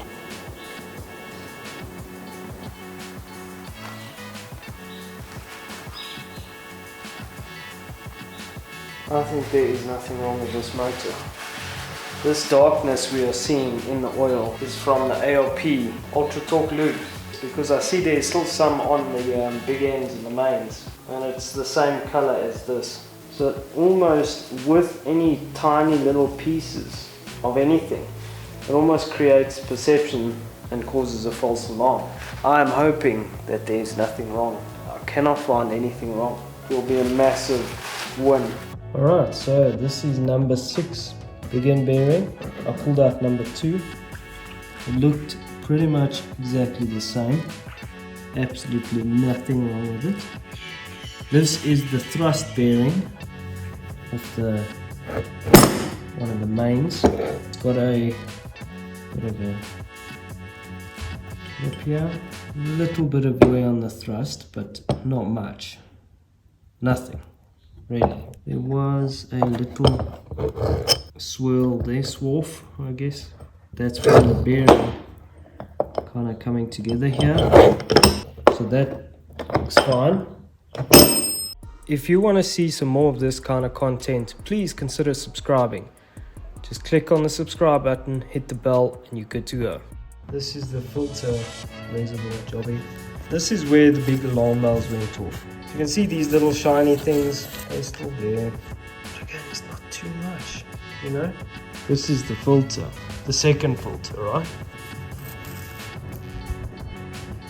There's tiny pieces there.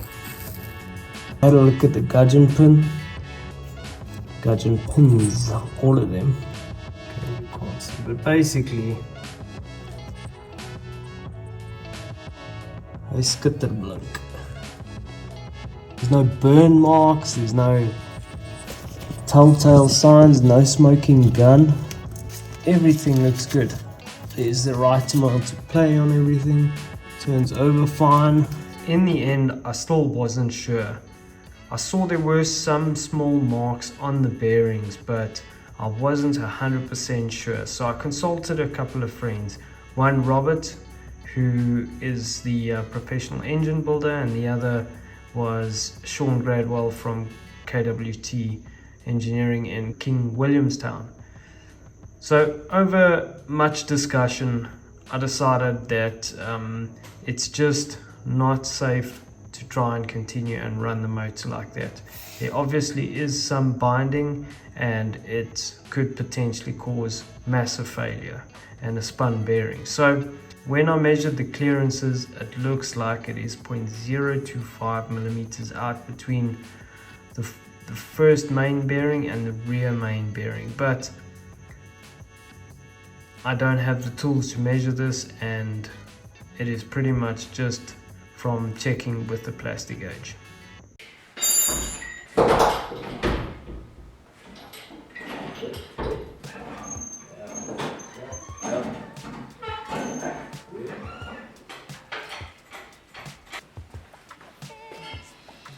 Alright, so there she is in all her glory. We had to pull it out, and in the end as you could see, the crank was rubbing up on the main bearings. Why is that? Well, what I think has happened is through the machining process, when we re-sleeved the block is actually bananaed over its length. And if you look at the difference in the tolerances, which I did, the clearance between the bearings, for some reason now it is the difference is 0.25. So basically it's 0.25 out over its length. That's kind of what I can take from it. So what are we going to do now? Well, as you can see, I'm currently moving at the moment. This is the weekend before I move location, so this will be the actual last episode filmed here in this location. It's a bit sad, life goes on, I need to move premises. When I'm at the new place, I'm going to get it up on the jack stand and then pull the head off and pull all the unnecessary stuff off. From there, I'm going to send the sub-assembly, excluding the clutch, to KWT Engineering. That's Sean Gradwell. He's helped me a lot in this build. I mentioned him in the last episode, but he is going to help me figure out what is going on with that. They've got a machine shop, make any changes. They build hundreds of these, so they know these motors really well. I, at the moment, just do not have the time between the move and a whole bunch of other stuff happening. I just can't get it done. Let's go.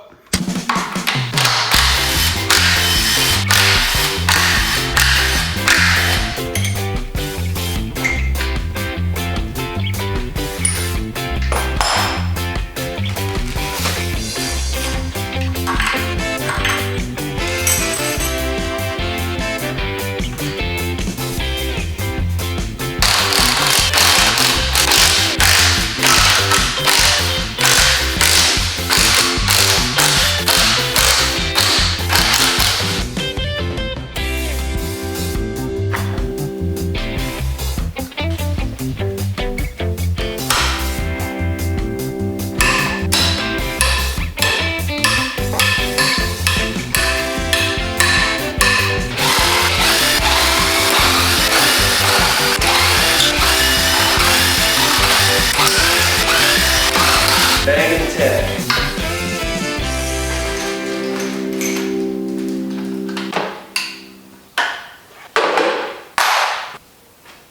Right.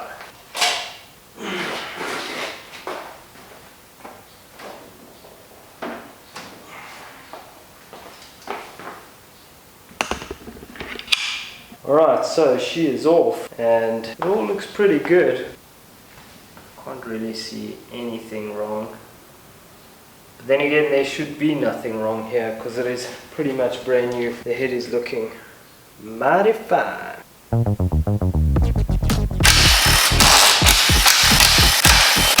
Oh, water's gonna go everywhere. Put this back on so we don't get water inside the crankcase.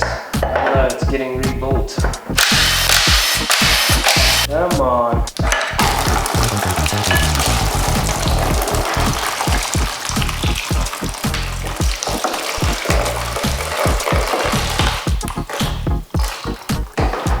You don't have water all over the floor.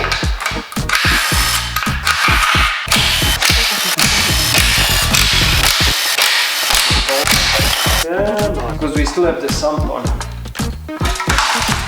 The only reason I'm doing it like this is because we're going to ship the block with the sump. So I'm going to leave a lot of the stuff on, but I want to take the timing chain and that off. It's just more elegant and less risk of stuff getting damaged. Oil pump chain. It's being so difficult. That is the anti-oil pump chain slap device.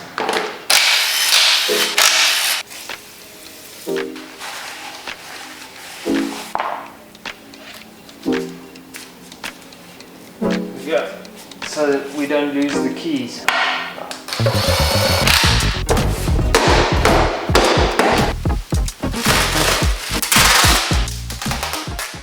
First on the list was to get the engine rebuilt.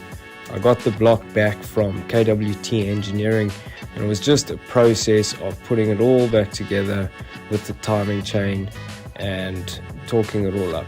I then got the cylinder head gasket, obviously new components, cleaned everything up. Next up was the cylinder head. It was pretty straightforward considering I'd done this before.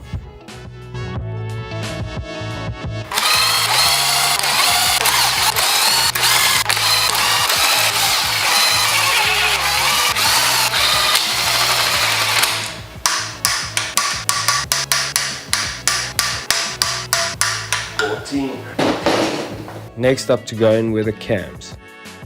First the cam boxes, lube it all up, and then the lifters.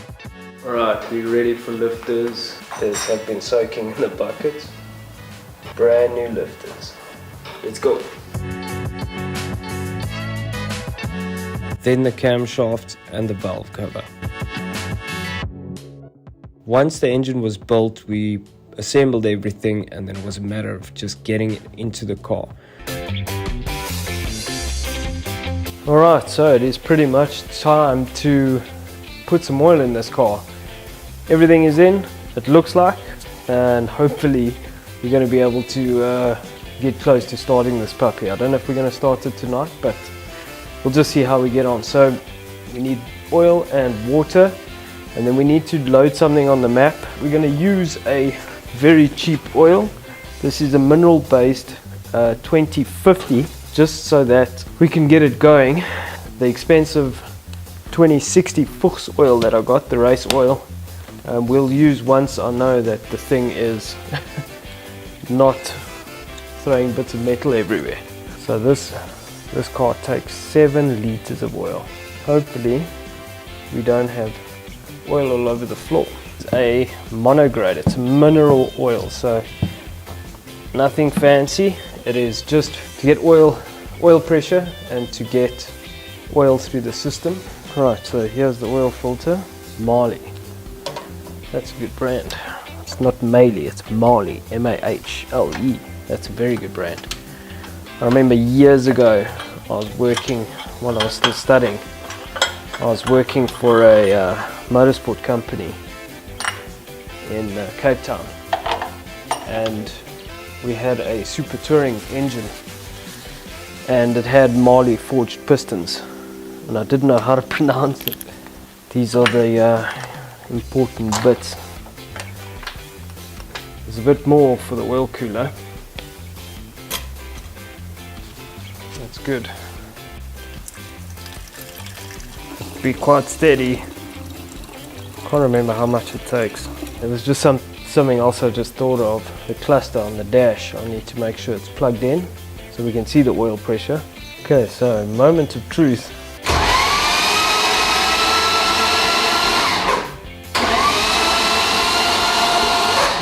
I think I'm gonna stop because it's super late at night. We'll carry on tomorrow. Things we're gonna need to button up today. I need to bleed the clutch. Clutch is not working. And then we need to do some final setup on the ECU again. And then, yeah, we can try and start it. I've cranked it for oil pressure. We're good with that. Super excited.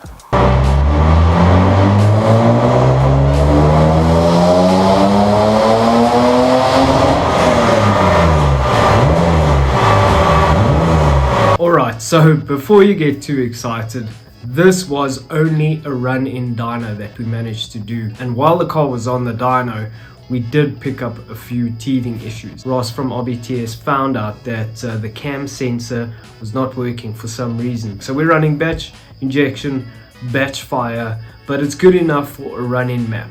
We also limited the RPM to 5,500. So just take this with a pinch of salt when we go through the numbers now. Also, please remember that this is at altitude. So here in Johannesburg, Gauteng, we are 1,500 meters above sea level.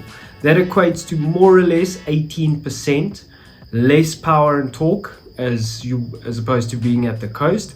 It doesn't always work that way in terms of a straight calculation because of the mass air density and the temperature, etc, etc, etc. So when you dyno at the coast and you dyno at altitude, it's not always just a straight 18%, but in terms of a static calculation, it is 18%. What do we get? What was the power? And everybody's asking, so let's see. The car made 124 kilowatts on the wheels at 5,500 RPM. So the power kind of goes up and starts to plateau, and hopefully we're going to see another little spike in the power as we rev it out to 7,000 RPM later after this, after we change the oil and we're ready to send it. What Ross from RBTS also said was that for some reason the Vanos was not working. The solenoid does work, we tested that. So, and then the Vanos mechanism has actually been rebuilt, so that should all be fine. So I suspect it's an oil pressure issue. So when we look at this graph, the Vanos will affect the bottom end torque, and then as the cam advances with the Vanos, so in its retarded position, it should make power. So we might gain a bit at the bottom as well once the Vanos is working. In terms of torque, the motor made 252 newtons at 5,000 RPM. So the torque peaks at about 5,000, then it starts to dip significantly. So I'm not sure it'll make more torque than that. That's a fairly good number.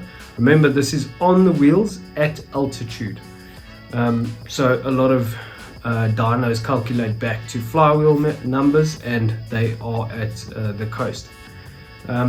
So that's what it made. Once we've run it in and I sort out the oil pressure issue to the Vanos, and we can figure out why the cam sensor is not working, because it's a brand new sensor, it should be working. I'll change the oil and get it ready, send it back, and we can properly send this thing to 7,000 RPM and we can actually see what she's making.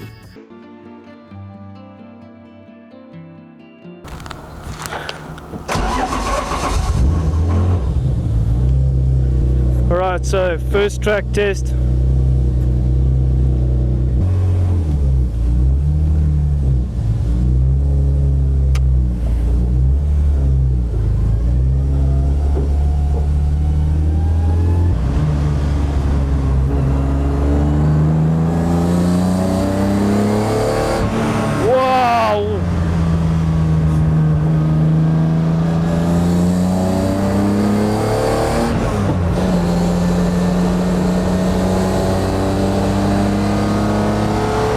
So fast.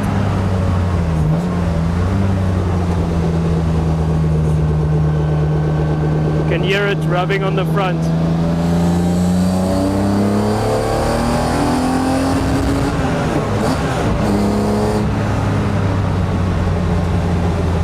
Wow, it's so strong. Holy smokes.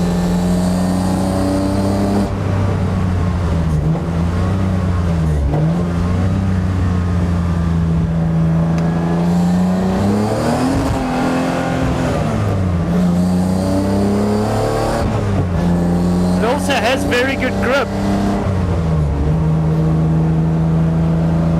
but I'm worried about it rubbing on the front right, so we're not going to put too much into it.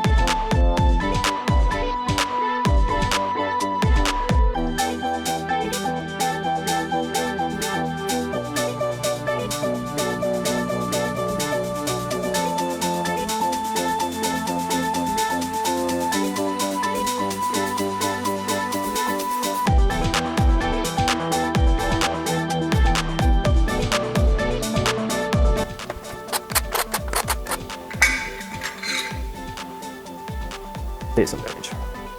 That's what caused the wear on the cam. Shit.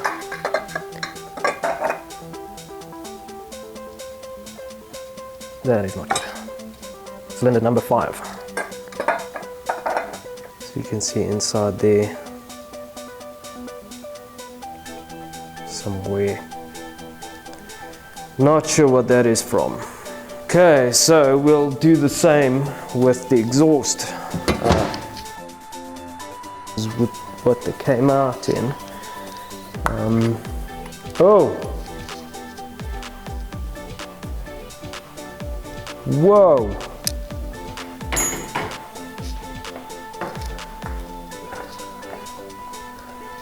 This lifter has failed. What? That would have caused the valve to drop for sure. Wow, that's interesting.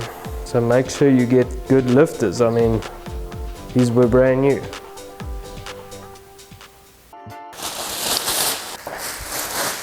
Just cleaning off the dry silicone. And the reason we put silicone on these joints, this is where the front cover or the back cover made to the block, is that this is a potential leaking point. So it's the same as on the cylinder head, bit of silicone gasket sealer. I can put some, just enough on there. This is a good brand, this Loctite brand, very good. Avoid cheap gasket sealers. Make sure the sump is clean. So I cleaned the sump thoroughly. I'll line up the holes as well as possible to avoid gasket slipping. Now we'll put the bolts. We start from the inside out.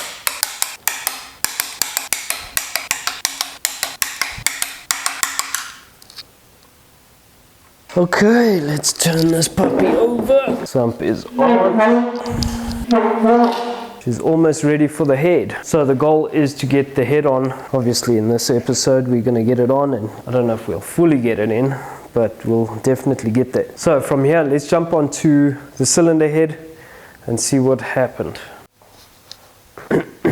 Alright, so here is the cylinder head back from KWT Engineering, King Williamstown Engineering.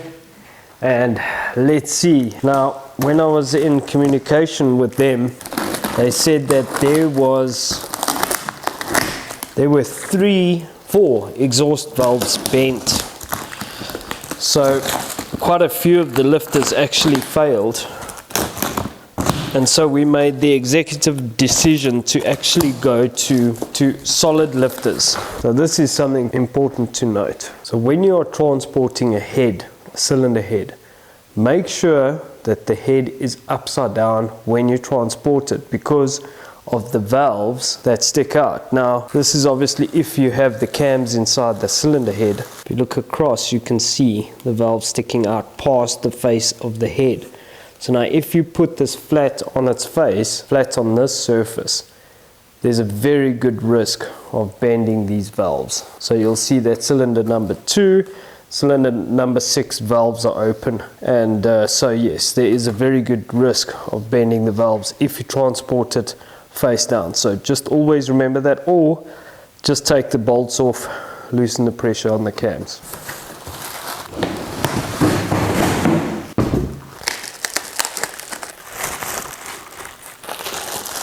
Looking good. This is a nice head. Oh! So it looks like they did a really good job. It's nice and clean. So what I need to do now effectively is clean the top of the block, get that all prepped. I have a brand new cylinder head gasket over here, and really just get stuck into getting that thing ready so that I can bolt it back on, and we can make some headway. Getting a bit late tonight, so I'm doing this after work. Just running out of time, but either way, we're just going to keep pushing. If you want to see some more of this kind of content, please consider subscribing. Just click on the subscribe button, hit the bell, and you're good to go.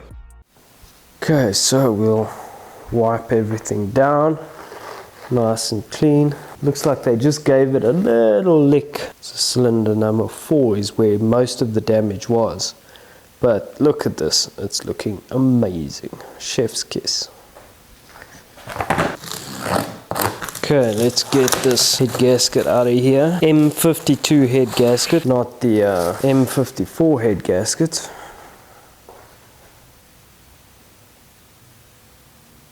Oh man.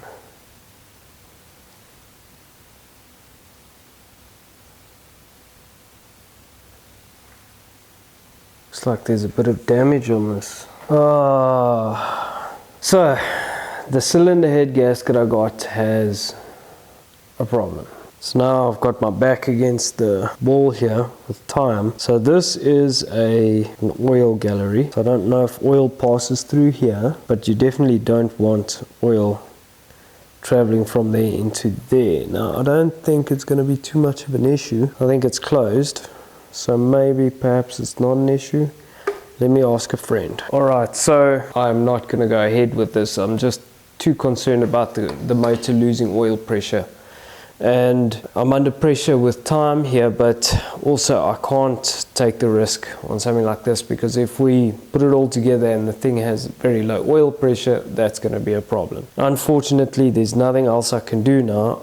What I need to do is get a new cylinder head gasket from the supplier, and this one, what had happened is it looks like somewhere in their ownership it is bent right on this line. It kind of got bent, and then it broke off a piece of the head gasket there. So it's just a tiny piece, but it's enough that the oil pressure from the supply gallery, which is going into the head, goes into the head stud hole. So it's just not going to work, and unfortunately I can't really do much now. So we'll have to wait till tomorrow to get the head back and to get the gasket so that we can continue. A few moments later. Alright, so it is the next day here, and I have managed to get another cylinder head gasket. Thank you to Mike for sorting me out here. I never really went back to the original supplier, but just because of time constraints.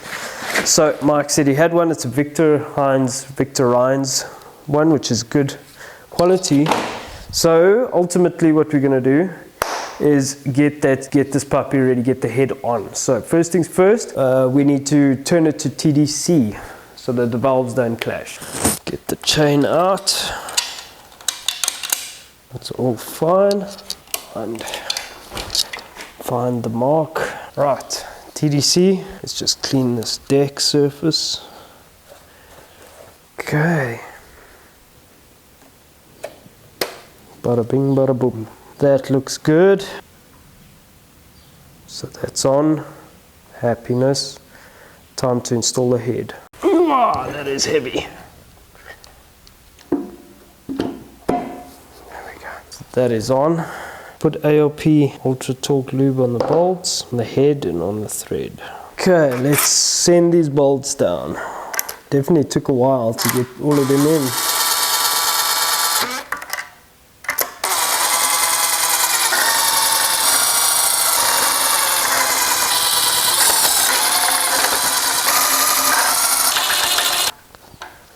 Let's get the torque range.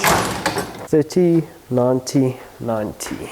We start off with 30, work our way out. We've got 2, 4, 6, 8, 10, 12, 14. So we count 14. 1. We start with one motion. 2. 14. So always inside out. 14 done. So that's 30 newtons. So now we need to do 90 degrees and then 90 degrees. So let's go. 1, 40, 40. Whew, there we go. Done. Alright, cylinder head gasket on. Done. Cylinder head torqued. That was a lot of work. It's the two 6mm that go inside the cylinder head.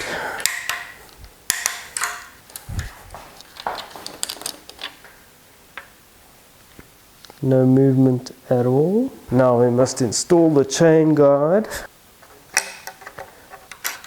After this, it's simply a matter of, I say simply, it's a matter of assembly, but this is the technical part, which we can't get wrong. Bottom chain tensioner in, chain tensioner going on. Torque these up.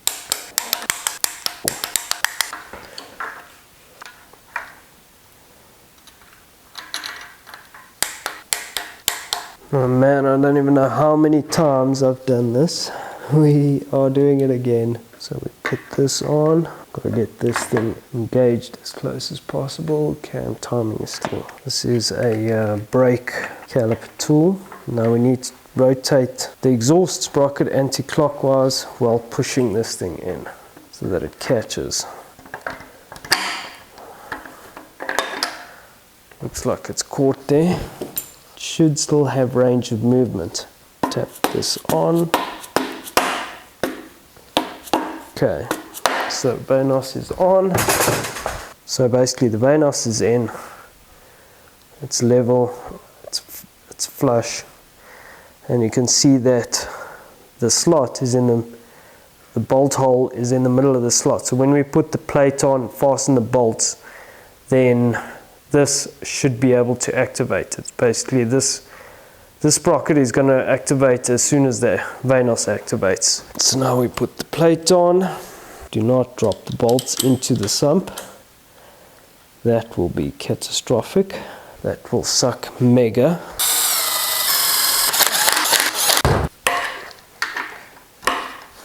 Okay, now need to not drop these down the bottom. Done.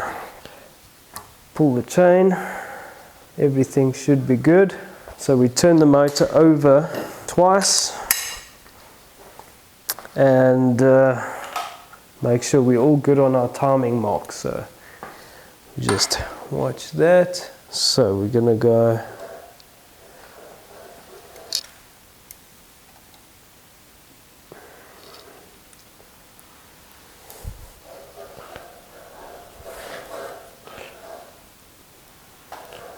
that's 1,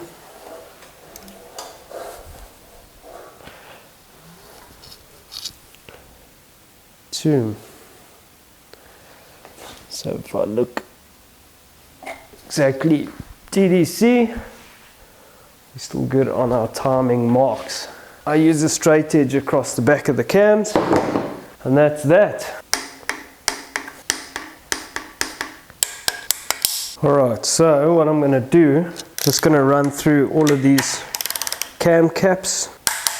Got quite a thick oil here, so protected from startup. We're just going to put a couple of bits over the cam. We'll do the exhaust at the same time.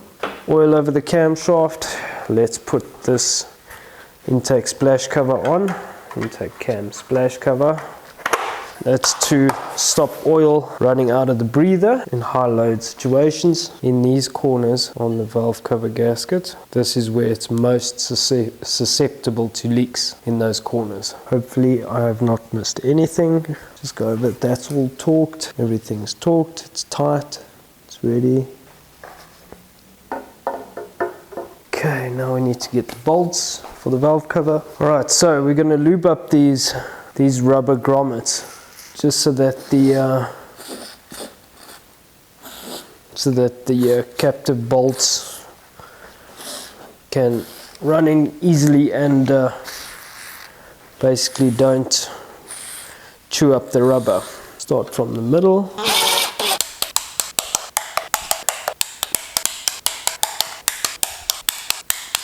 All good.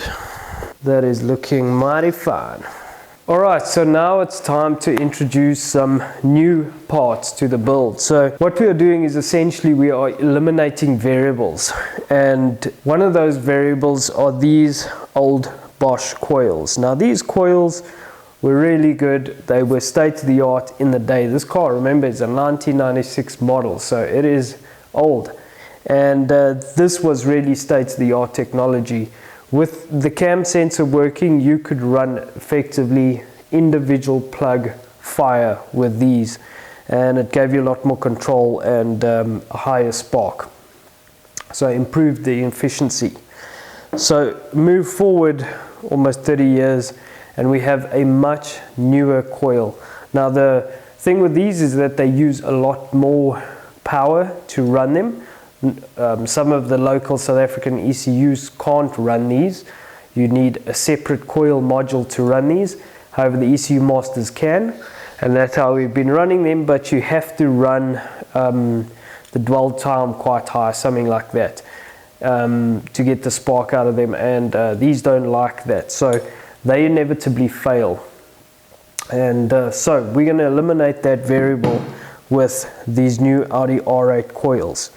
And this is just a much better coil, much more reliable, doesn't use as much to run it, and this is a genuine Volkswagen Group coil. So a lot of the guys run these on the turbo cars and NA applications.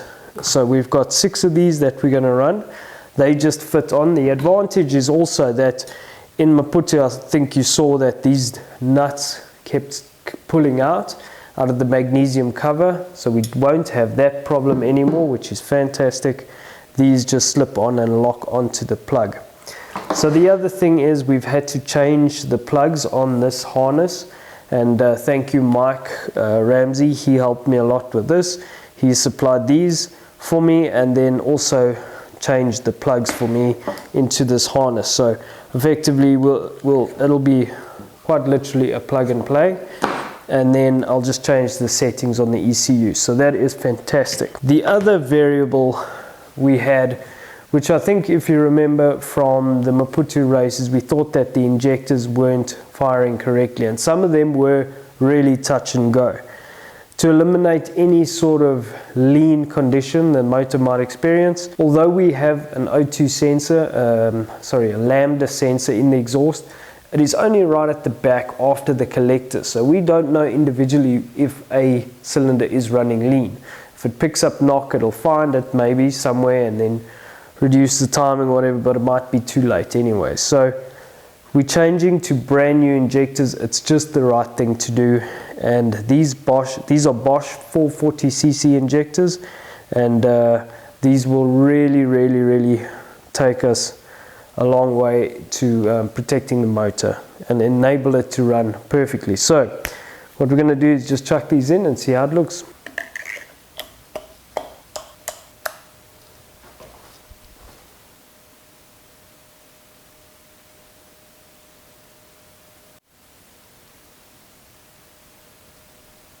So some of you were asking in the comments, why do I have a set of green injectors and a set of pink injectors in the motor? So the answer is, when we were in Maputo and we tested the injectors to try to find the misfire, we found that some of them were faulty. So we found a used set of injectors which are the green injectors, and we replaced the last 3 because those looked like they weren't firing properly. But in the end, obviously, it was the hydraulic lifters. So that's why some of the 3 of them are pink, 3 of them are green. The pinks are the originals. They do work, but they're at the upper end of their capacity. And these are also 26 odd years old, just like the coils. So we're changing them.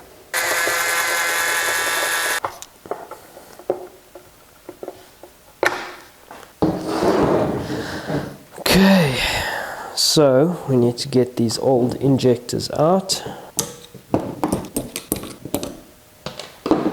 Wow, that's quite a difference, eh?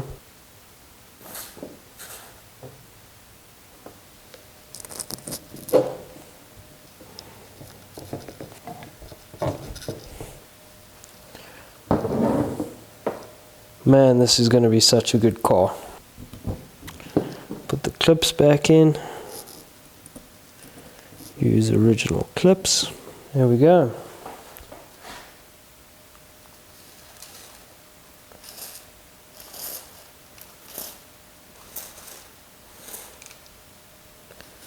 So lube the O-rings so that they slip in nicely. Okay, then we insert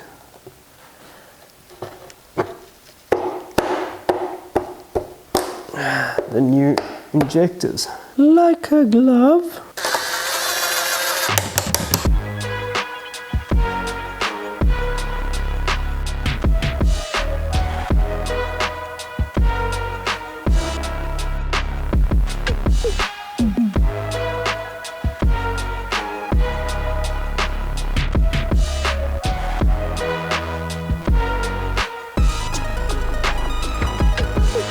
Someone picked up in the video footage from the last episode that I had done the cam timing with a straight edge over the back of the cams, and apparently that, I know you're supposed to use the tool. I thought just using a straight edge was going to be close enough.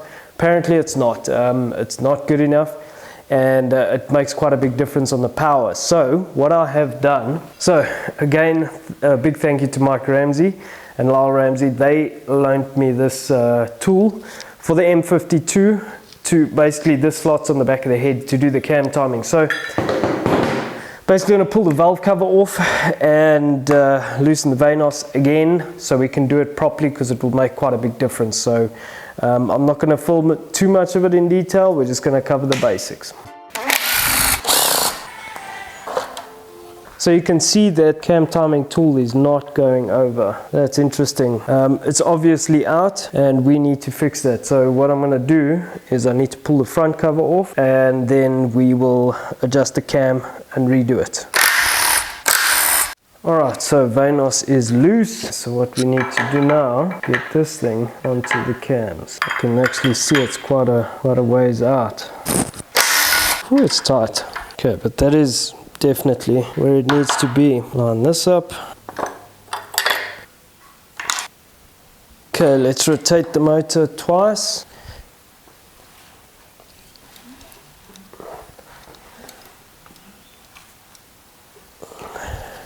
Alright, cam timing is done. Let's put it all back together.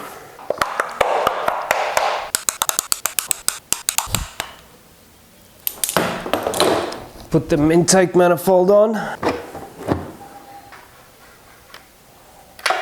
So now it's a matter of just putting all of the rest of the small stuff on, and then we're gonna put the clutch and the flywheel on, put the gearbox on, then put it in. Alright, so a few people have asked me, these headers are E36 M3 headers. They are probably the best headers you can get for this motor, unless you have proper race headers manufactured specifically for the tune of the engine. But these are really good, and to remanufacture these is going to cost a lot of money, and it's very difficult to kind of get it right. So if you want to know, E36 M3 headers, they work well. Okay, so we're putting a new oil filter in. There is oil in there. This is a Fram air filter. Alright, so I'm waiting for someone to come and help me, but that someone is not here yet, so I'm gonna persevere alone. It's Saturday night, the week before the race. It's getting close. Touch and go. Let's see. At some point this car must also go to the dyno, and I've got to show up for work on Monday. Motorsport. Doing this so you don't have to.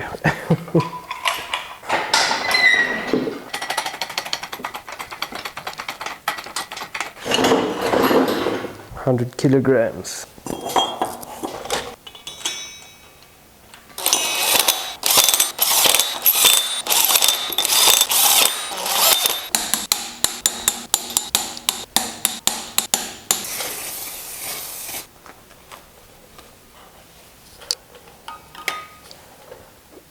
Just putting a bit of Loctite on the bolts.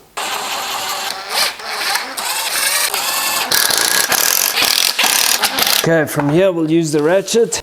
She is ready for the gearbox.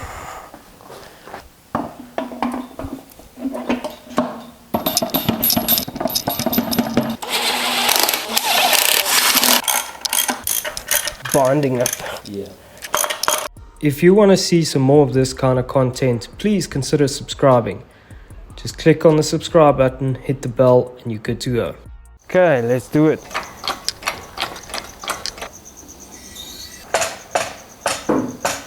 Alright, so after about an hour of battling, it is in. Man, this thing fought us. I have the stock coils in just so that nothing falls down there. There's no plugs in. It's just so that nothing falls down there. There's no plugs inside. I've got the new plugs ready, but that is so that we can crank for oil pressure. So we really battled with this one, but she is in. Okay, so from here we're going to call it night. probably around 9 o'clock on a Saturday. We're going to carry on tomorrow morning, and then now that it's in, Johannes can carry on with a bunch of work. I'm going to do a bunch of the peripherals tomorrow. I need to fix the fire extinguisher, get that fixed in a place. What else? There's a bunch of work. Change the settings on the ECU, and got a whole list here. A lot of that's done. We've got to change the seat belt, front cradle, the fire extinguisher, fill it with oil, all that good stuff. Audio check. Okay. Alright, so it's the next day here. Johannes is flat out busy that side. What I'm going to do now, I'm going to reposition the fire extinguisher. That's one of the big tasks, and we got to connect a few things inside. And then what I'm going to do is get stuck into changing the settings on the ECU. So first things first, let's sort out that fire extinguisher. Alright, so found a spot.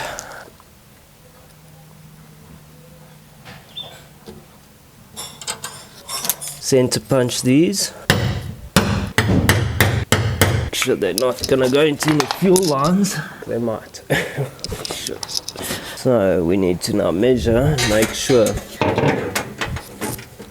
that's where we're gonna put it. So we redo these.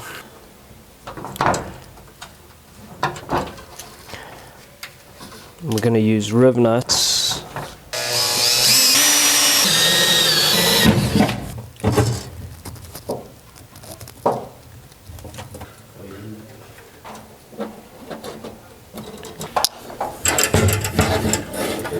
Brand new fire extinguisher.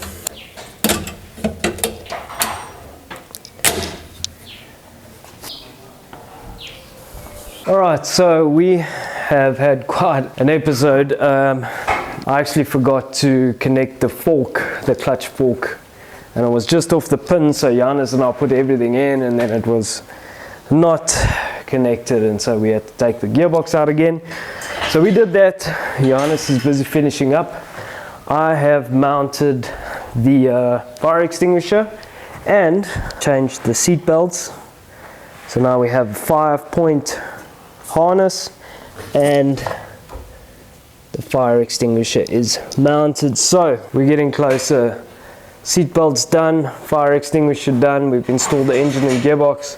All of that stuff is done. So we've got to connect everything, pretty much all the cables, the wires, fill it with oil, water, crank for pressure, and we need to put the front end on. So right now what I'm going to do is I'm going to start to sort out these cables onto all of their connectors. Need to connect up the fuel lines. This is obviously a breather. Fuel lines, the water line to the water bottle, and start connecting the connectors. We have to also route them correctly. The earth and all of that, so I'm going to get stuck into that. Getting there. And finally put some oil in.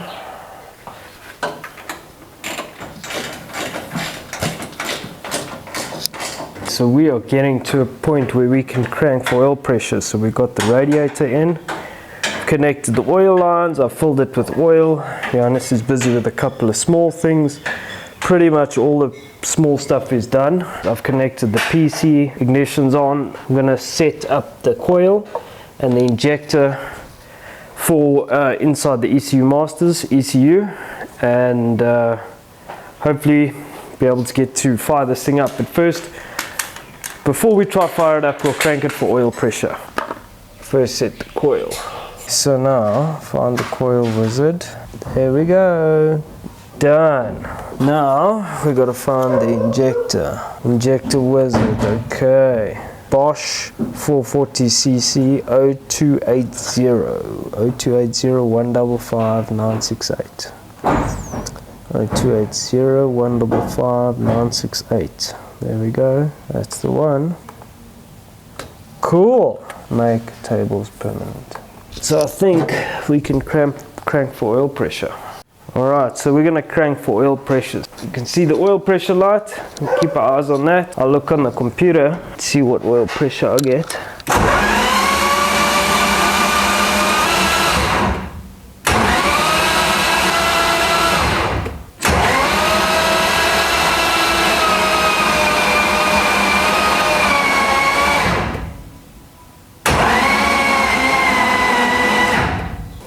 is it doing that? Oh no, what is going on here now? So while we were cranking it, you heard we had a issue. Somehow picked up some friction some way, and I thought it was in the crankcase. I thought it was that literally just ran bearings, but it seems as though there's an issue with the clutch. Funny issue. If we crank it with the clutch in, or turn the motor over with the clutch in, then it's actually easier to turn.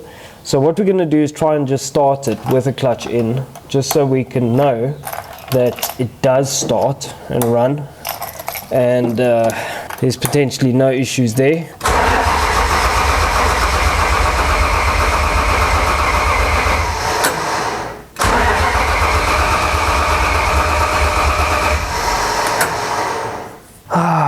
Okay, no bueno. Alright, so sit rep. This is where we are. It is Sunday night. It is about 8 o'clock, the week before the race. We've had quite a few challenges since we got started, and the interesting thing is we got the engine in. We had an issue with the clutch fork, so we took the gearbox out again, realigned the clutch fork, got it back in, put the clutch back in, got everything connected, and when I was cranking for oil pressure, something seemed to stiffen up in the drivetrain. I initially thought it ran bearings for some reason, but after some checks, it was super stiff to turn over with the hand, but after some checks, it sounds like there's a noise coming from the clutch. So I'm not sure what has happened with the clutch. The clutch seems to depress fine. All I can think of is that there's an issue with the input shaft in the gearbox and that spigot, so with the whatever you call that thing on the friction plate. And so what does that mean? It means the gearbox has to come out to see what is going on there, so potentially a new clutch. So I don't know when we're going to do that. And the other issue is, you can see here, so I've been playing with the coils, and I've made the settings in the ECU, but I just can't get sparks. So I don't know what's going on here. I suspect it's some sort of setting in the ECU, or it's a wiring thing in that in this harness. But I've run the test. There's an individual test you can run to test the coils or the outputs. You can test all your outputs with the ECU masters. The injectors are working, the coils are not working, so there is no spark. There's two big things. So we haven't been able to start the car yet, and the car still needs to go to the dyno this week. So honestly, I really don't know if we're going to make the race. It's a lot of work to get done in this week, and then, like I say, the car must still go to the dyno. So I've spoken to Mike, who helped me with the coils. He said he'd be able to assist on Tuesday after work. So we all have day jobs. This is obviously all a hobby. So the goal is Mike comes here Tuesday. I need to figure out what we're going to do with that clutch. Most likely, to do anything with it, you have to take the gearbox out. So yeah, we're just going to have to take the gearbox out again. That's quite a bit of work, but there's nothing else to do except do it. So even if the car was running, you just can't drive it in that configuration. It's making a terrible noise. Ultimately, that's where we are. It was a massive slog today to get everything together and get it back. I mean, yesterday I was still messing around with the cam timing. It's all back in the car, but we have these small teething issues. So the fire extinguisher's in, the belts are done, they all ready. Let's just look at our list. So we have connected everything, filled it with oil, don't have water in it. We've cranked it for oil pressure, changed the settings on the ECU, installed the front cradle, and yet there's a problem.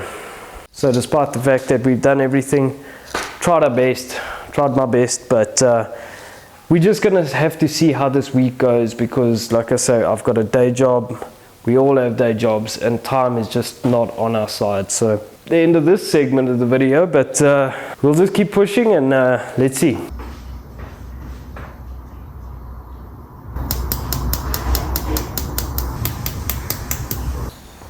Making progress. We managed to get spark on the coils. Ross from RBTS sent me an awesome map update, so that's done. Coils are working, so I'm busy with an earth cable for there, and then we're busy with the gearbox. Right, so like I say, we're busy with the gearbox. We're going to drop that now. I'm just trying to modify something here for the screws and carrying on. Alright, so this is where we are. We've taken the flywheel, the clutch pressure plate out. Like an idiot, I put the friction plate the wrong way around. Just didn't pick it up. And unfortunately, it's caused a little bit of damage to the gearbox, nothing major. We're just going to fix it now. So I think it's about 8 o'clock Monday night, the week of the race. We haven't started it yet. So this is what we have to do. It's created a bit of a lip on this shaft, and that will limit the travel of this clutch release bearing.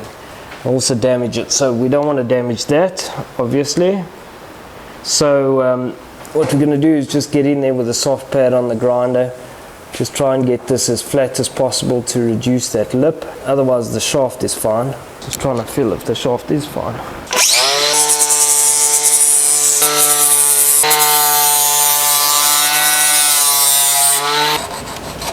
This is what happens when you rush things. We've turned the flywheel around. We've got the clutch back in.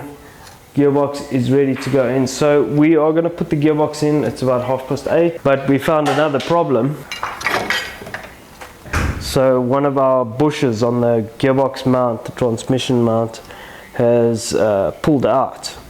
So what we are going to do is we're just going to drill a hole straight through and use the bolt to go pretty much straight through. Use a bolt to go pretty much straight through that thing into the gearbox. But it's getting a bit late and poor Johannes needs to go home. He needs to work tomorrow, I need to work tomorrow. So it's a bit touch and go. I think what we're going to do, we're just going to put the gearbox in, get that done.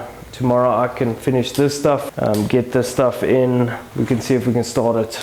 We'll take it from there. So not really going to record us struggling with that, but we'll jump to when the thing is in. Okay, testing 1, 2. All right, so we're going to try and start it. Hopefully we don't have any issues. There is oil, there is water in the car. Oh Lord, touch wood, no issues. Careful with the clutch, there's no clutch, so don't put in the clutch.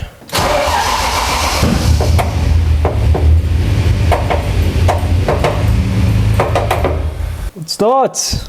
There's stuff hitting at the bottom here.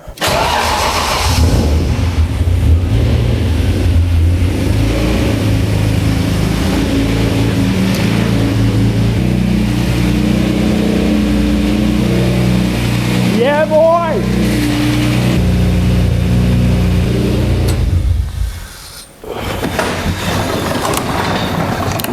Alright, so it looks like it starts. Man, I'm so pumped on that. So, okay, so what now? Well, now I'm going to finish all this stuff, you know, jack the engine up.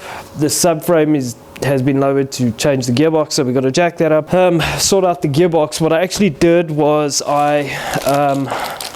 just get the lights on me. I went and got some standard engine mounts because standard gearbox mounts, transmission mounts, because the transmission or the gearbox doesn't really see too much twisting, and because I've got the polyurethane mounts on the front, this is really fine. It's just going to take away some NVH.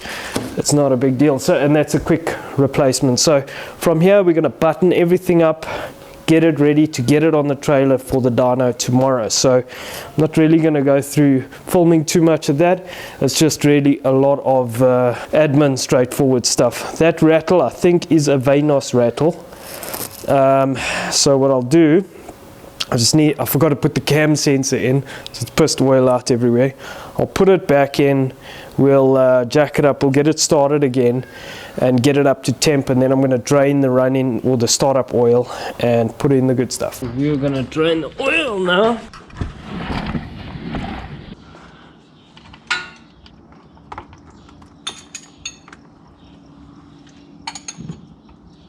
Oil looks good. Then we need to change the oil filter. Yeah.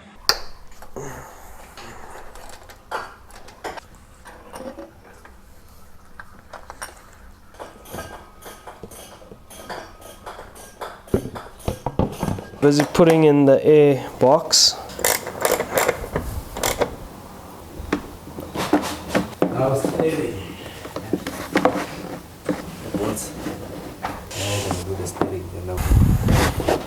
Okay, so it's time for the oil. Alright, so we're trying a new brand of oil, Ravenol 1060. So it's made in Germany, it's a really good oil. Trying the what was recommended. So let's see.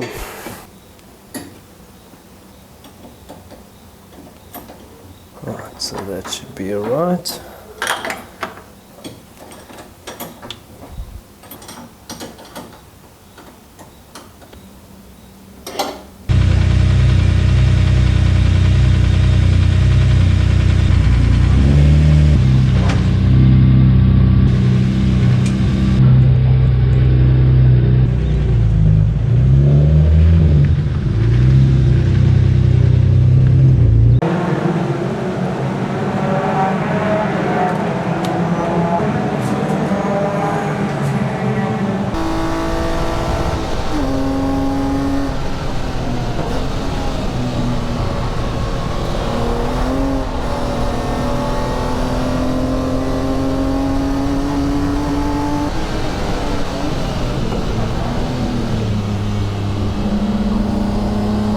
So hard trying to catch these guys, but I think I'm running out of rubber.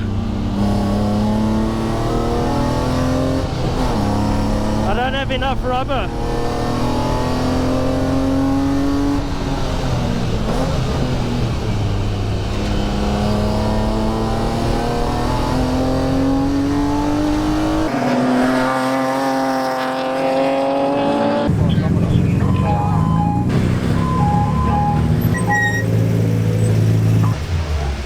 Oh shit. Dude, that was next level.